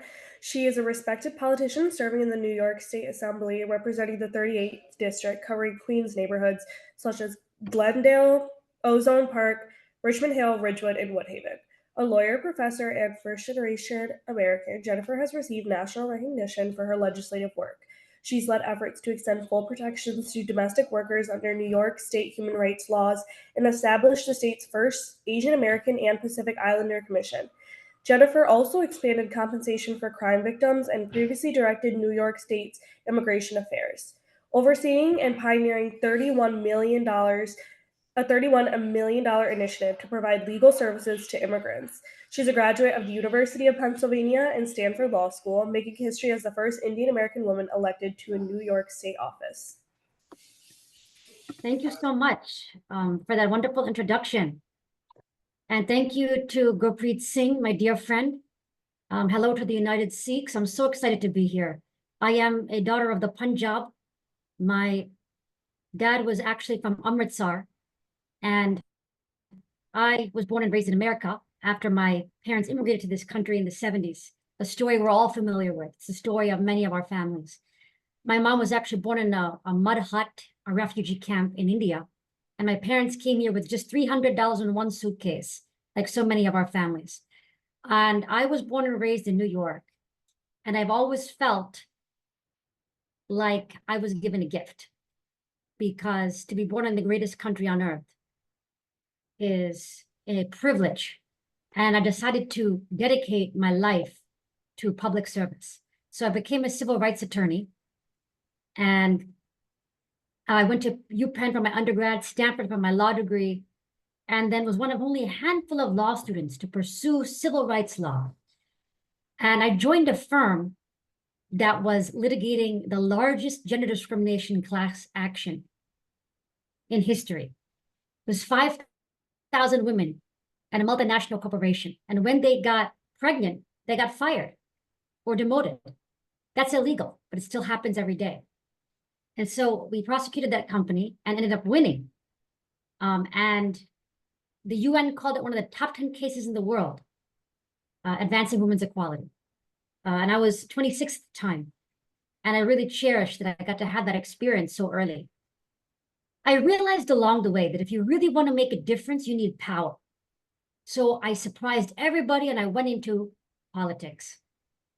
And I remember when I first ran for office, I stood in front of the Statue of Liberty because as the daughter of immigrants, I said, I got to stand in front of the Statue of Liberty. And there was only 10 people and there was no press. And I stood on a stump and I said, I'm Jennifer Rajkumar and I'm running for public office. That's the only way to start. To start, you just have to start. There's no other way to do it. You just have to dive right in. That was years ago. And since then, my journey has been remarkable and exciting. I moved back to my roots in South Queens, including Richmond Hill, which we call the Sikh capital of the United States. And I ran for a political office here against an 11-year incumbent named Mike Miller. And people told me at the time, Jennifer Rajkumari, you're a nice girl, but you got no shot. But we won, and we won with the largest vote margin of any challenger in the state. It was a tremendous victory, and I then became the first Indian American woman ever elected to a New York State office, but definitely not the last one. And if I can leave a legacy behind and help other people in our community succeed, then I have truly done something that I can be proud of. But one of my initiatives as an assembly woman was to make Diwali a school holiday in the city of New York. Diwali, also known as Bandi Chor, was a holiday that the community had been fighting for over 30 years in New York City. 30 years. And I was proud to get into office and be able to make Diwali a school holiday in only one legislative session. But it took a lot of work. We had 300 people in our community come to the state capitol. And they had a chant that's now famous in New York City. And the chant was Diwali, holiday, Diwali, holiday. It was like someone says it and then everyone repeats it. And you can still hear that echoing through the halls of the state capitol. It became a movement to make Diwali a school holiday. And then all the leaders in the state spoke with one voice. And Diwali got over the finish line on the last day of the legislative session at around midnight. It was a historic moment of epic proportions. And it really made in New York City the largest school jurisdiction in the country.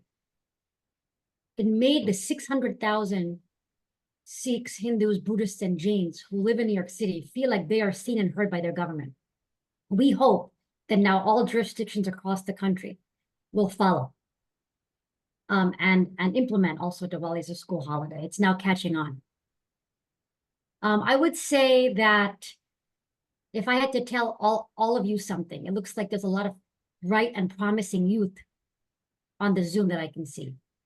I would say what's very important is, number one, to start. If you want to do anything big, just go and do it. You have to start somewhere. And think of courage as a muscle. The more you exercise your courage muscle, the stronger and stronger it gets. So you want to start exercising that courage muscle today and take those big leaps so that you can start doing bigger and bigger and bigger things. Don't wait. I would also say be persistent. I just told you about a lot of my successes, but behind every one of those successes is a bunch of failures that I haven't talked about. But the failures are where you learn. And those are some of the best stories. When I first ran for office, I didn't win, but I learned everything from the losses. That's where I became stronger. And that's where I learned everything. So I would say, be like Thomas Jefferson. Thomas Jefferson, as you know, invented the light bulb. But a reporter once said to him, "Hey, Thomas, how does it feel to have failed 700 times?" And Thomas Edison said to him, "I did not fail 700 times. The light bulb was an invention that required 700 steps." And I have found that that is very, very true in life. So I hope that you all carry that with you. I also take inspiration from Shirley Chisholm. She was the first Black woman ever to run for president. She was also a state assembly at once, like me. But she said, if they don't give you a seat at the table, bring a folding chair. What that means is you have to make your own place sometimes. There was no Indian American woman elected to office, but I bought my own folding chair to the table and made my own place. Sometimes you just have to do that. And that takes a certain level of humility also. You learn from the people around you, and you just keep learning and you never give up. And I believe that that leads to success. I often also think that what I'm doing now is nothing compared to what my parents did, compared to what our parents did, coming to this country with little, coming here with nothing, and working their way to make it in this country. If they could do that, then I can definitely do politics and weather the storms and the wins or losses of a political and governmental career.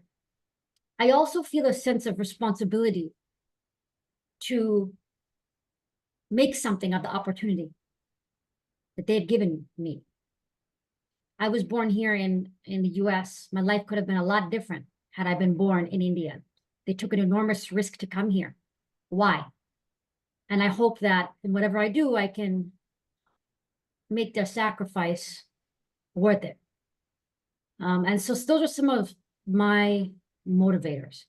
I will also say that I had some other big legislative wins. There's 300,000 domestic workers in New York City. Domestic workers are mostly immigrant women and women of color. I passed a law that gives them full human rights protections. And that's a huge victory because before this, they were not treated as real workers with the real protections. Domestic work was not considered real work. And I'm proud to have changed that situation. And then finally, I've had major wins for public safety. We legalized marijuana in New York. Unfortunately, what happened is illegal smoke shops began to crop up all over our state. There's 400 times more illegal smoke shops here than legal ones.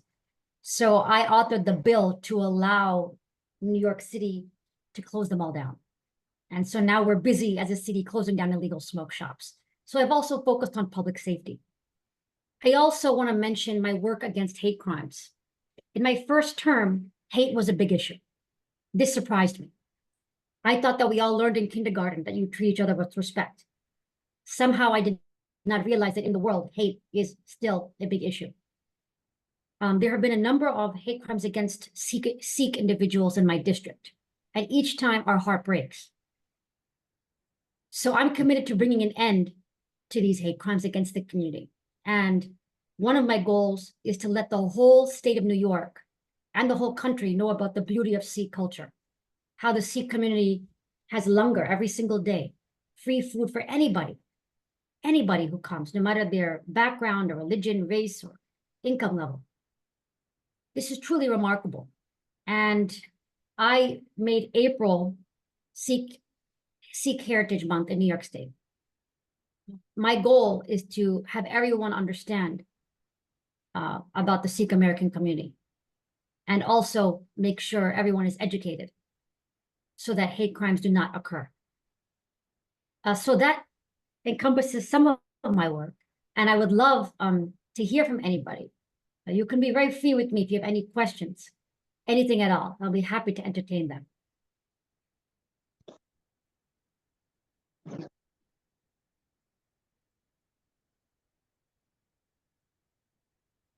You can. Oh, Thank you so much, Jennifer.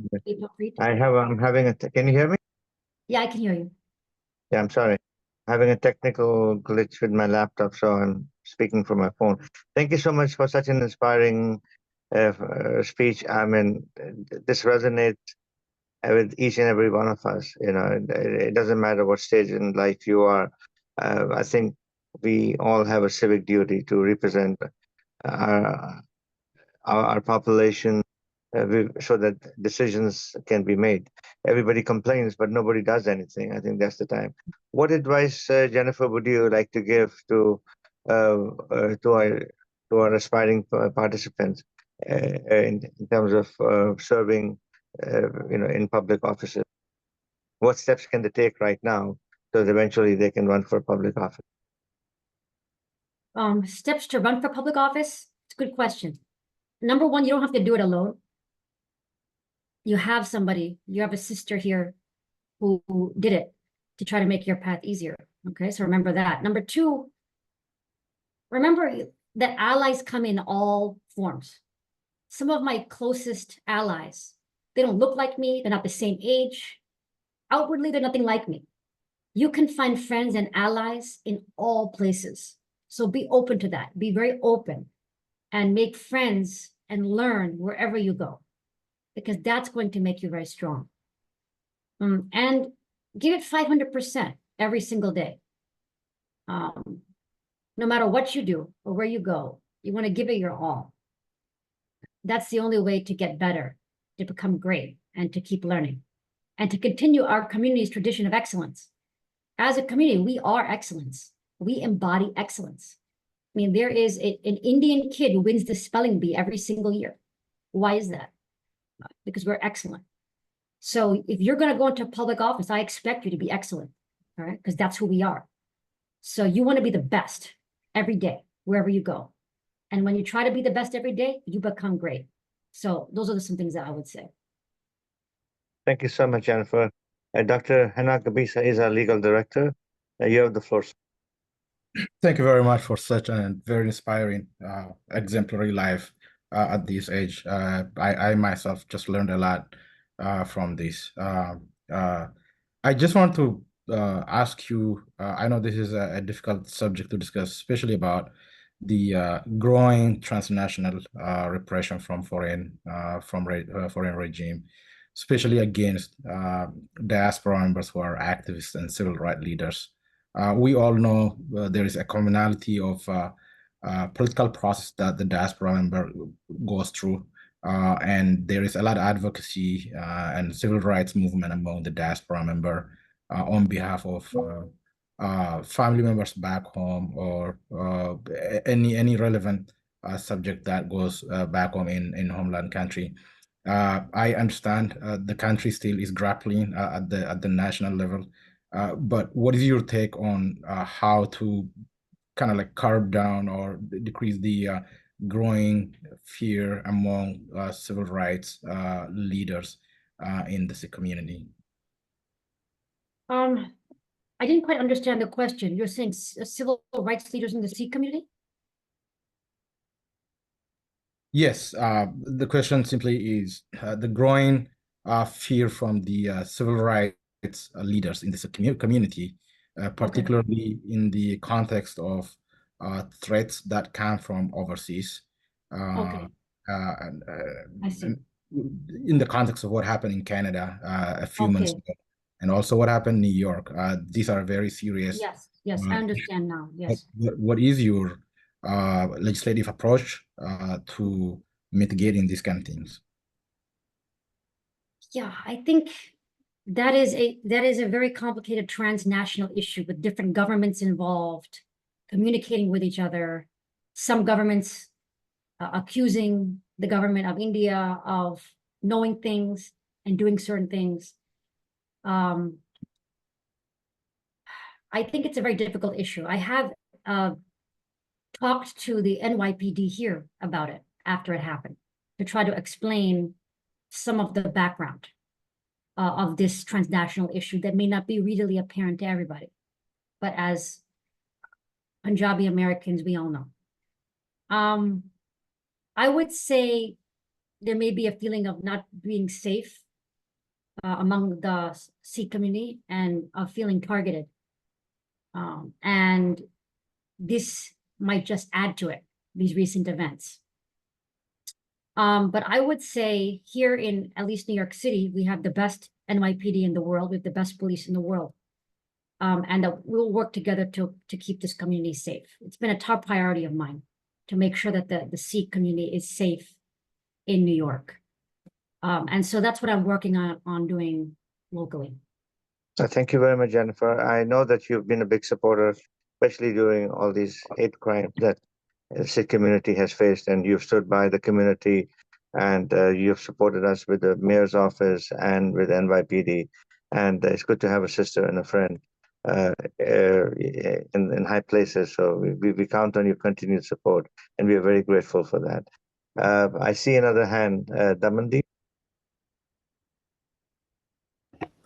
I was sort of going to ask like a more broad question with having such a big Punjabi Sikh population where you are, and obviously your parents being immigrants. What do you think, or what have you witnessed has been like the biggest challenge for immigrants that are coming from Punjab to the States that you have found you really want to approach within your legislative work? We talked about a lot of heavy topics the last few days. We talked about a lot of drug use. We talked a lot about mental health and depression and anxiety and hate crimes and all those things. And I just kind of wanted your perspective on, with your parents having come here even before mine, what did you grow up seeing was like the biggest struggle for immigrants when they came over? I think in this community, the community needs guidance. The Sikh community and all the immigrant communities here in South Queens, they work so hard, 25 hours a day. They will work as hard as necessary. What the community needs is guidance. Hard work is incredible, and it's a top ingredient to success, but also they need guidance, and that's what my office is here to provide, guidance to the community, to let all the Sikh youth know how to succeed in government, their chosen career, college guidance, mentorship. My office provides that. So I think that's really how I see things. The reason that I decided to return to my roots in South Queens and run for office was so I could provide this guidance to the community. I want everyone to have the opportunities that I have had.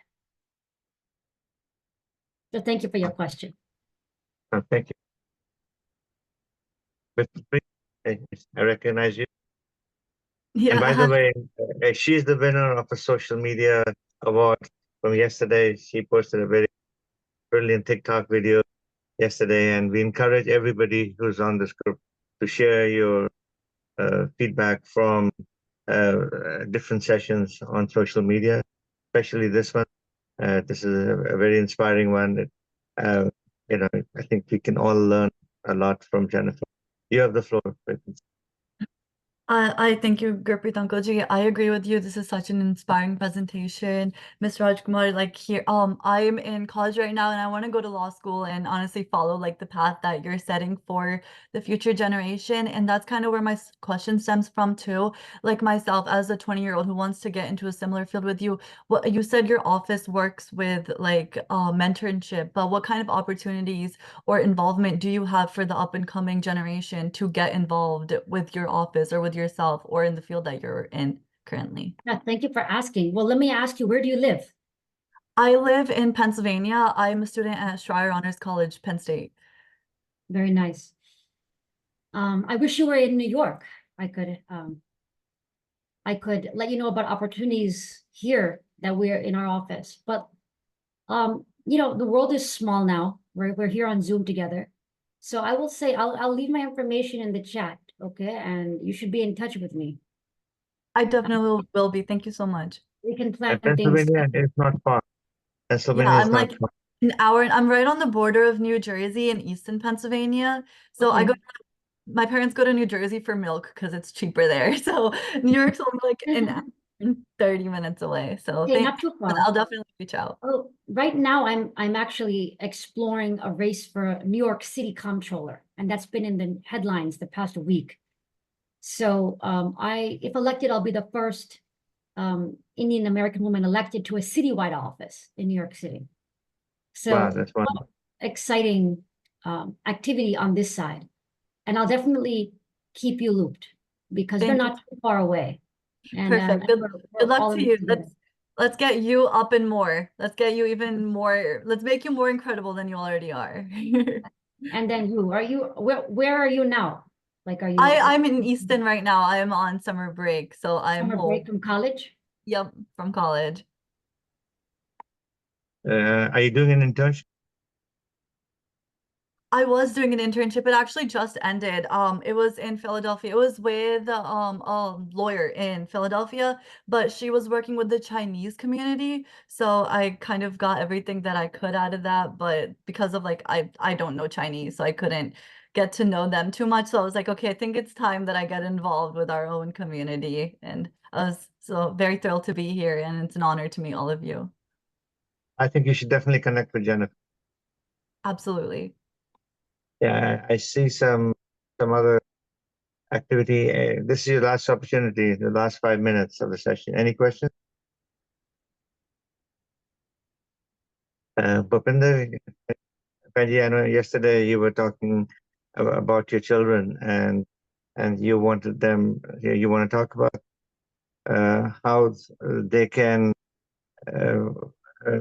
you know, what is the trajectory they should follow to serve in a public office. I know we have some other kids that are very interested in serving in public office. So let me phrase that question, Jennifer. Like at a school level, where should they volunteer? At a college level, where should they volunteer? Should it be for a political office? Should it be for an NGO? What should they do? Like for example, I served the United Nations. When I was 8 years old, I knew I wanted to do that. My dad was a UN ambassador. So I started volunteering in every UN organization, center, organization, wherever I could, because I knew that was the path I wanted to follow. And sure enough, I made it there. So what, for politics, nobody knows. I mean, you're the only Punjabi politician I know who's in the New York Assembly. So what steps can they take at the high school and college level? Internships, first of all, are very important. And volunteering, I did a lot of internships, and that really helped guide me. When I was 17, I interned for Hillary Clinton when she was running for US Senate in New York. I worked then in college, I interned at a domestic violence survivors organization, legal services organization, because I had a hunch that I wanted to be a attorney, a civil rights attorney. And I did that. So yeah, there was at the ACLU one summer in law school, helping there. So the most important thing is follow your passions. If there's a particular leader that intrigues you for whatever reason, a politician near you, and it may be hard, there may be nobody that inspires you, but if there's someone, reach out to their office. It's as simple as a phone call or an email. And if they don't reply, email again. And trust me, they will get back to you. I would say for internships, just follow your gut. Like Gurpreet G did, you know, like you have a hunch that you want to do something, so go for it. So I would say you could try a US Senator's office, the US Senator for your state. I would call them. Or how about the governor of your state? Or the mayor? I would try for the executive offices. If I can treat the youth here like you're my younger siblings. I would, if you're my younger sibling, right, I would tell you, go for the governor's office and try to interview, or the mayor. If you live in a big city, the mayor of your city. Because these executives, they often have big operations, and it can often be very inspiring to see an executive, how they lead. Or then I would go for the US Senator of your whole state. That could be interesting. But if there's a local politician near you, a city council member or a state legislator in your area that intrigues you, follow your gut and just go there. You'll get a more than local feel for politics and government. If you are more in a public interest space, maybe you don't want to do politics right now, you want to focus more on public service, then you can look into NGOs. There's so many NGOs on so many varied topics: children's rights, domestic violence survivors, or drug addiction. So you can try that as well, okay? And you can divide up your summers. You can do 1 month here and 1 month there. Be versatile. This is the time when you want to follow your gut and your passions and your instincts, because this time will never come again. So make the most of it. This is very precious advice. Before we let you go, I wanted to introduce my colleague Bhupinder Kaur. She runs a helpline. The United Sikhs has a 24/7 helpline for members of our community. That's something that we would like to share with you, and perhaps you can share this with your constituents. If anybody needs any kind of help, real quickly, you want to talk about the Umeed helpline? Time's almost up, but I'll give you 2 minutes. Open. Yes, Reggie, thank you so much. And it's a pleasure and an honor to meet you, Jennifer. I can't wait to look forward to speaking with you more. Just briefly, the Umeed Helpline is a 24-hour helpline created for the community in general, but we also like to specifically approach our own community, because a lot of other organizations, white people are, I'll just generalize, say that they have their own resources for their communities, but the Sikh population are South Asian people. We have very limited sources, especially when it comes to language, to be able to, understand what happens in our community and the different languages that we speak. So, speaking Punjabi, Hindi, and, and Urdu is kind of like a mix between the two. But we want to share whatever types of opportunities that or resources that the Umeed Helpline can offer our public. I'd love to get in touch with you and share some of that information with you, so that we can work together and help expand not only the Umeed Helpline, but like resources that could be available for the Umeed Helpline. So we can, let me just add really quick, sorry. We can help people with domestic violence victims, if they need to find legal aid, food insecurity, you name it, pretty much, elderly care, any type of service that anyone in our community could possibly need. The Umeed Helpline is meant to, help our community for stuff like that. That's wonderful. Can you help domestic violence survivors in this Sikh community? Well, yeah, we can try to find them resources that would, address their particular need. And that's no problem. We had one woman, Mandeep Kaur, in Richmond Hill, who took her life after 7 years of domestic violence. Yes. And the husband still has not been prosecuted. Yeah. So all I'm saying is that maybe I can lean on you for support there. It'd be helpful. No, absolutely. And that was a very big inspiration for us to ramp up our 24/7 Umeed Helpline. It supports women and men with any sort of problem they may have. We offer legal advice, we do offer counseling, we help them get jobs. We try to do whatever we can within our resources and within our network. And if you need some help, we won't hesitate to contact you. But similarly, please spread the word. Yeah. I will. And I thank you for all of your work. And you will always have my full support. No, thank you. We count on it. And we still have to celebrate the Guru Nanak Sahib Gurpurab this year, which got cancelled last time in Gracie Mansion. So, yes. So we have to take care of that. That sounds like your home. Yes, let's make that happen. I would love that. Okay, great. Thank you so much. Thank you for having me. Yeah, big round of applause for Jennifer. Thank you so much. I know that she was very busy and she carved out this half an hour for us. We get a very short notice. Thank you so much. And thank you for inspiring. So much. Have a great day. Okay, thank you. Bye. Okay, thank you. So that was very inspiring, from one inspiring session to another. Our next speaker, Mr. Zahid Sayed, is here. He's a dear friend, and can you turn on your camera, sir? Hi, Zahid wasn't able to make it. I'm here instead of him in his place. I'm from his department. Okay, and yes, I think he's on the line, but maybe he's still caught in the meeting. Okay, and your name is Aman? Yes, yes. Can you explain what you do, and we'll go ahead. Absolutely. So the town of Hempstead and our department, essentially, we offer facilities for use in planned events. That includes like location, banners, flyers, and email blasts. It's usually part of these events. The town typically doesn't charge for usage of facilities, though there are a few requirements that have to be fulfilled, like one, official approval. Don has to approve, and Saeed, of course, along with a couple other people. Two, abiding by common rules, no alcohol. Of course, ticket fees usually aren't part of it. Buying insurance for larger events.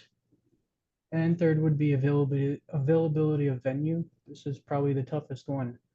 The events have to be planned well within time, at least like 6 months to a year in advance to actually have the, because these facilities are used by the public, anybody can, get them.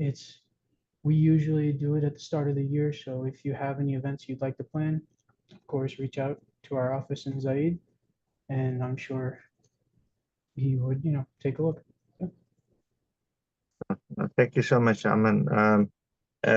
United Sikhs and the town of Hempstead are partners on multiple initiatives. Town of Hempstead, for those of you who are not from Long Island, is the biggest township in the world. Am I correct?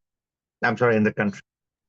Yes, it is. It is absolutely the largest, and it's good to see two of our brothers.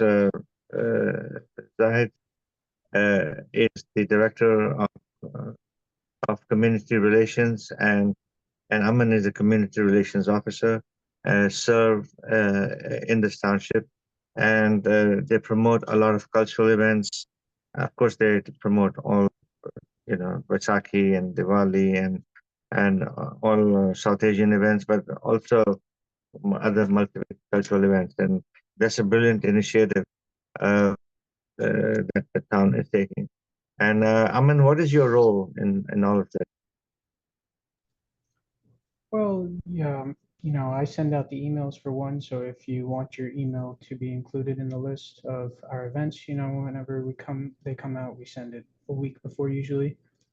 Send your email over and I'll add it to the list. And beyond that, it's just setting up the events. I'll do anything to make sure it goes smoothly. Okay, and we have some kids from Long Island. If they want to get involved with the town, what can they do? If they want to volunteer or You could work? definitely reach out to Zaid. Yeah, reach out to boss, and I'm sure he would have, a response. Yes, in fact, Zahid was supposed to be on this call, and also the town supervisor was trying to get on this call, but it didn't work out. So thank you so much for covering for both of them. Aman, does anybody have any questions?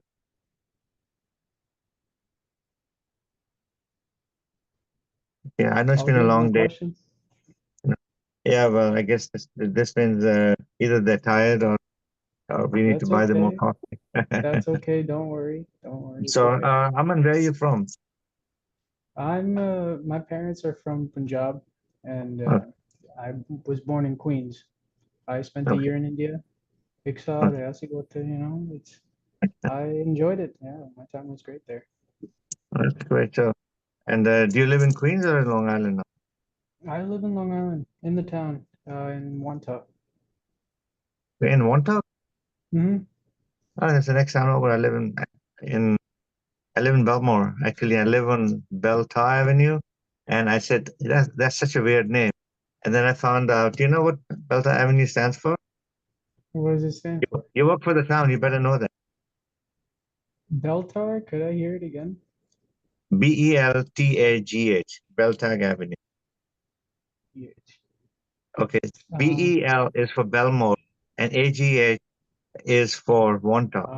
So my town is on the border of Belmore and Wanta, and I've lived in this house for a long time, 38 years, and I just found out. So now the Thank town you for or telling something new. me. I didn't know that. Thank you very Yeah, much. Let's there get you go. coffee sometimes. You're very close by.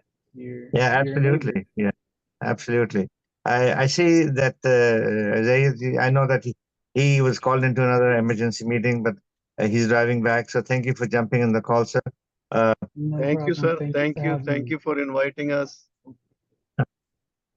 Okay. No, I'm glad. I'm grateful to both of you for your time. Would you like to say something to our participants? Any words, Zahidji? Gee, yes. I mean, it's especially what you guys doing. It is a wonderful job to involve our youth, because our youth is very important. And especially like myself, I can say that when I came to this country, I was 21 years old and there was not so much help available. And, there was a lot of other problem, but youth, like my kids and, uh, Max and other people like your interns, they are very important because they have to be involved in politics, the government, community. All these things are important for our community. That's how we get recognized. That's how we get our votes out. And, most of the time, the elected official, they see who votes. That's the most important thing that, in wherever you live and whoever you support, Democrat, Republican, Independent, please ask your parents, your friends, your neighbors, go out and vote. This is very important, and especially for our community, because we are the new community in America. And, this is very important that if we vote, everybody knows that this community is voter community, and then they listen to our problem and they solve our problems. And Raja, can you tell our participants your role in the Well, government? I'm executive director for community affair. What we do basically, we organize different events for Hispanic community, for Indian community, for Pakistani community, Chinese community, Italian community, you name it. We do different community events. Either it can be a holiday. I can, pleased to say that in Nassau County, I was the first one. I was a chairman for the Human Rights Commission before this role. And we started like Diwali, we started, Vaisakhi, Eid, all these programs we started in Nassau County. Before us, nobody was doing it. Now, you see our community is growing and everybody is, all these municipalities, different government, they are promoting these events, holidays, and like either it's a flag raising ceremony for, let's say, India, it's a flag raising ceremony for Italy, Ukraine, you name it. We do all these events, flag raising, holidays, everything. No, thank you. I was telling before you came on the call that United Six is, thanks to you, Zahidji, is partnered with Town of Hempstead. They have a lot of initiatives like back to school. I think we participated, where they give school supplies. So the volunteers from United Six were there supporting the town. And during COVID, we gave them masks, a big supply of masks. So this is the township we live in. And I mean, I've lived here for close to 40 years, and it's very, very, it's like I said, the biggest township in the country. And it's great to see that our brother from Pakistan and our brother from India are serving these very important roles, and these are the roles that really matter to us, because they are the bridge between us and the government, local government. So thank you so much for your service, Sahidji, and your support for the community. We are so honored and privileged that you are serving. Well, I want to say thank you to your organization to support us always. Either it was a COVID or, like you said, school supplies or twice drive, everything. So you guys always, even in the last time when we had a Punjabi Heritage Month celebration, you guys came and put the tent and helped the community. That's very good work what your organization is doing it. And I think it's very good to involve our young youth also for these programs, because they will learn that what is important for our community. So thank you so much for everything you do. And I was just listening your last speaker, she was saying about the internship also. So we do have internship also. And this year, actually, we just hire one Punjabi girl. She's at our office. She's working with us. So probably you will meet her some of our events. And, she's wonderful. And that's what we always looking. And next year, I mean, it's too late for this year, but next year, if you're looking some internship, you can give me some resume also. And those are the paid internship. We usually start from 18 or $20 per hour, and it's like 30 hours a week for 2 months. So we can, hire them to work in our department or some other department also. So we always looking, but it has to be our residents of the town of Hampstead. Okay, no, that's wonderful. That's a great opportunity, and I think everybody on this call, and we will also promote that we have over 2 million followers on social media, so we will also promote that if anybody is interested in, for the next year, because that's how, we want to get involved in local government. In fact, your former, I'm forgetting her lady, she was an elected official before Kate Murray. She was from Pakistan, and she used to always, yes, Jasmine Ahmed, yes, and she used to always tell me that more and more people should get involved in local government because, you know, and it's very important because that's where the decisions are made.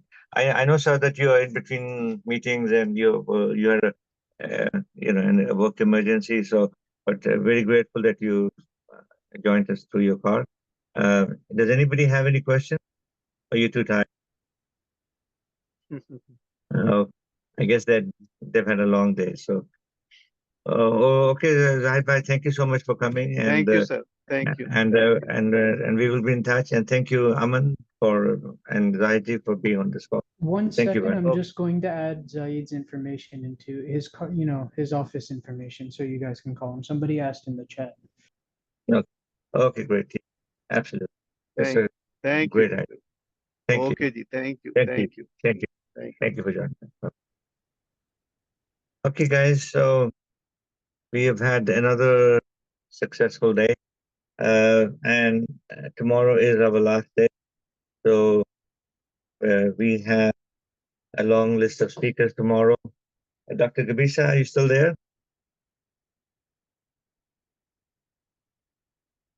Okay. Rahul Vijay, do you want to talk about tomorrow's speakers?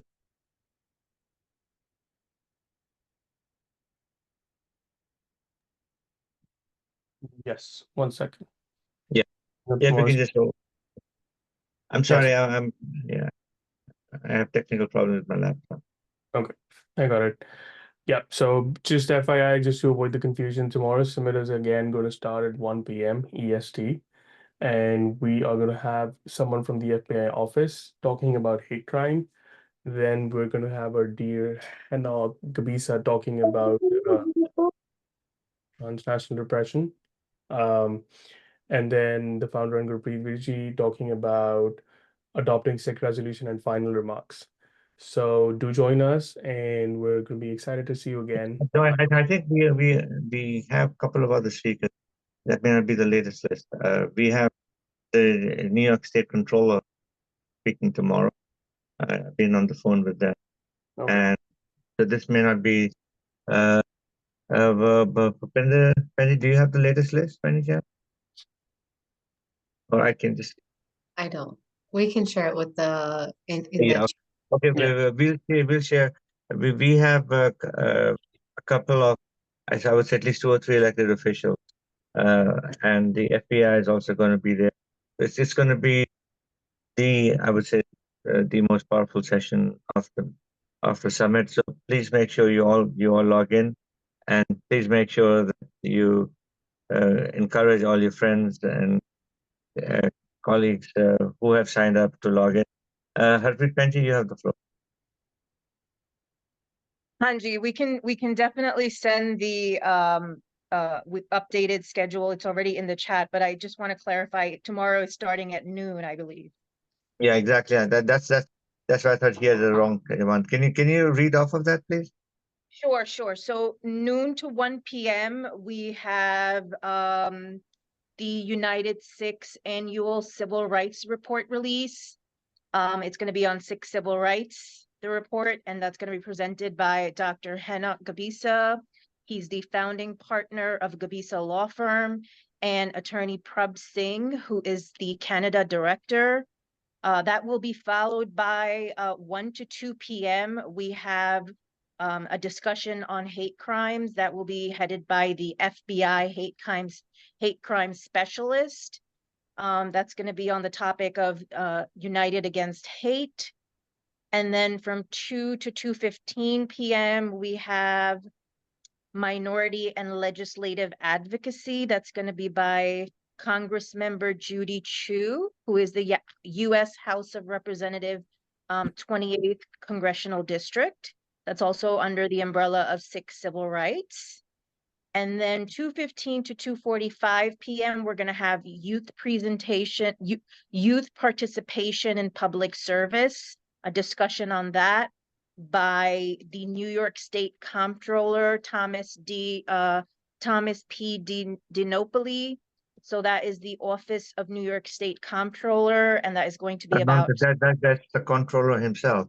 He's after the governor, he's the second most powerful person in New York State. That's huge. Yeah, go ahead. Right, and that'll be on the serving in public sector. And then 3 to 3:30, we have adopting Sikh resolution and final remarks, and that's going to be by Hardyal Riji and Gurpreet Riji. Okay, great. And it's going to be power packed day tomorrow. The first part is the annual report. Dr. Gabisa, do you want to give people a preview of what to expect? That's many months of hard work by Dr. Gabisa and his team. You have the floor, sir. It's a compilation of the report that we've been investigating and researching for the last few months. So that reflects what goes in the world of issues that the community faces. We have many jurisdictions that we did investigation in Europe, in Asia, as well as in the US.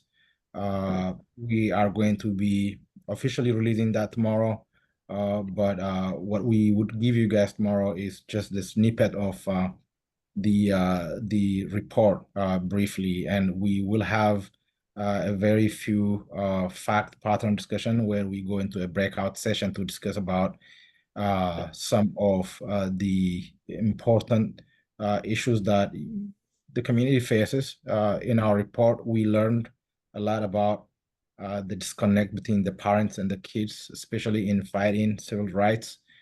So we would like to create some kind of awareness as to how to mitigate the violation and breach of civil rights by basically the government agencies, if you will. Obviously, rights are being violated not by private individuals, but by government agencies.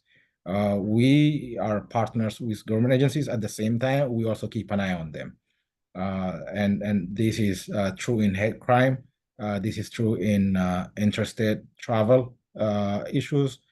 In Europe, there are different agendas. They are not as similar as what we face here in the US. In Asia, the type of violation is obviously different. So we would give you a round of these violations and what we found in our investigation. And this report is going to be up on the website. And we want this report to be the controlling authority of the narrative. We don't want Amnesty International or Human Rights Watch to write a report on our behalf. We got to write our own report. We got to tell our own story. That's the main idea behind this project. It's one of the flagship project of the organization. So that is briefly what we are going to be doing. I also want to add about the FBI hate crime specialist. I am the one who's been coordinating this session. We have a strong working relationship with the FBI, especially on fighting hate crime and transnational repression crime. So the person that's going to be coming and speaking to us tomorrow is discussing about basic legal definitions of the hate crime, and they are going to encourage us about reporting of hate crime. As you know, Sikh community as the second phase group to be the victim of the hate crime in the US, next to the Jew community. There is a lot of work to be done from the legislative front to the litigation front. So this would give you a window of understanding about what hate crime, how hate crime is being defined, and what are the problems and challenge in reporting the hate crime. Usually, the existing legal framework is not strong enough to capture the scope of the crime. So I want you guys to keep an eye on that and ask a couple of questions. Get to learn from that. This is your chance. We do this only once a year. So at the end of the and then Congresswoman Judy Chu, who is a well-known legislative leader in the DC, will also address us tomorrow. She has achieved lots of legislative solutions on many issues. So it's your chance to ask about internship. It's your chance to pick her mind. Once upon a time, she probably might have been in the same boat with us, with a background from immigrant parents. So we're going to get a chance to learn from her. And finally, we will have a resolution that we would adopt at the end of the summit. So that would be just a roundup of our day tomorrow. So just keep it going. We have one more day. Thank you very much. Okay, once again, I'd like to thank everybody for being such great participants, for interacting, and once again, congratulations to Bipinpreet for being a winner for yesterday. And we will be sharing your gift. But on that note, I would ask everybody on this call to post something on social media. I've been sharing some pictures as I've been going along, and so you could use them or use your own pictures. And please don't let that stop you from making more videos. And that was really cool, by the way. I really liked it. And I think Rahul, we should try and do more stuff on TikTok. I mean, I think TikTok is so cool. That was a really nice video. We're gonna dance on TikTok. So. Huh? I say What was that? we're gonna dance on TikTok. Okay. Okay, great. Thank you so much. And so get some rest, and we look forward to seeing you bright and early, 9 a.m. Pacific time. That's 12 o'clock New York Eastern time. All right. Okay. Bye-bye. Thank you. Thank you. Waheguru Ji Ka Khalsa, Waheguru Ji Ki Fateh. Okay, Thank you.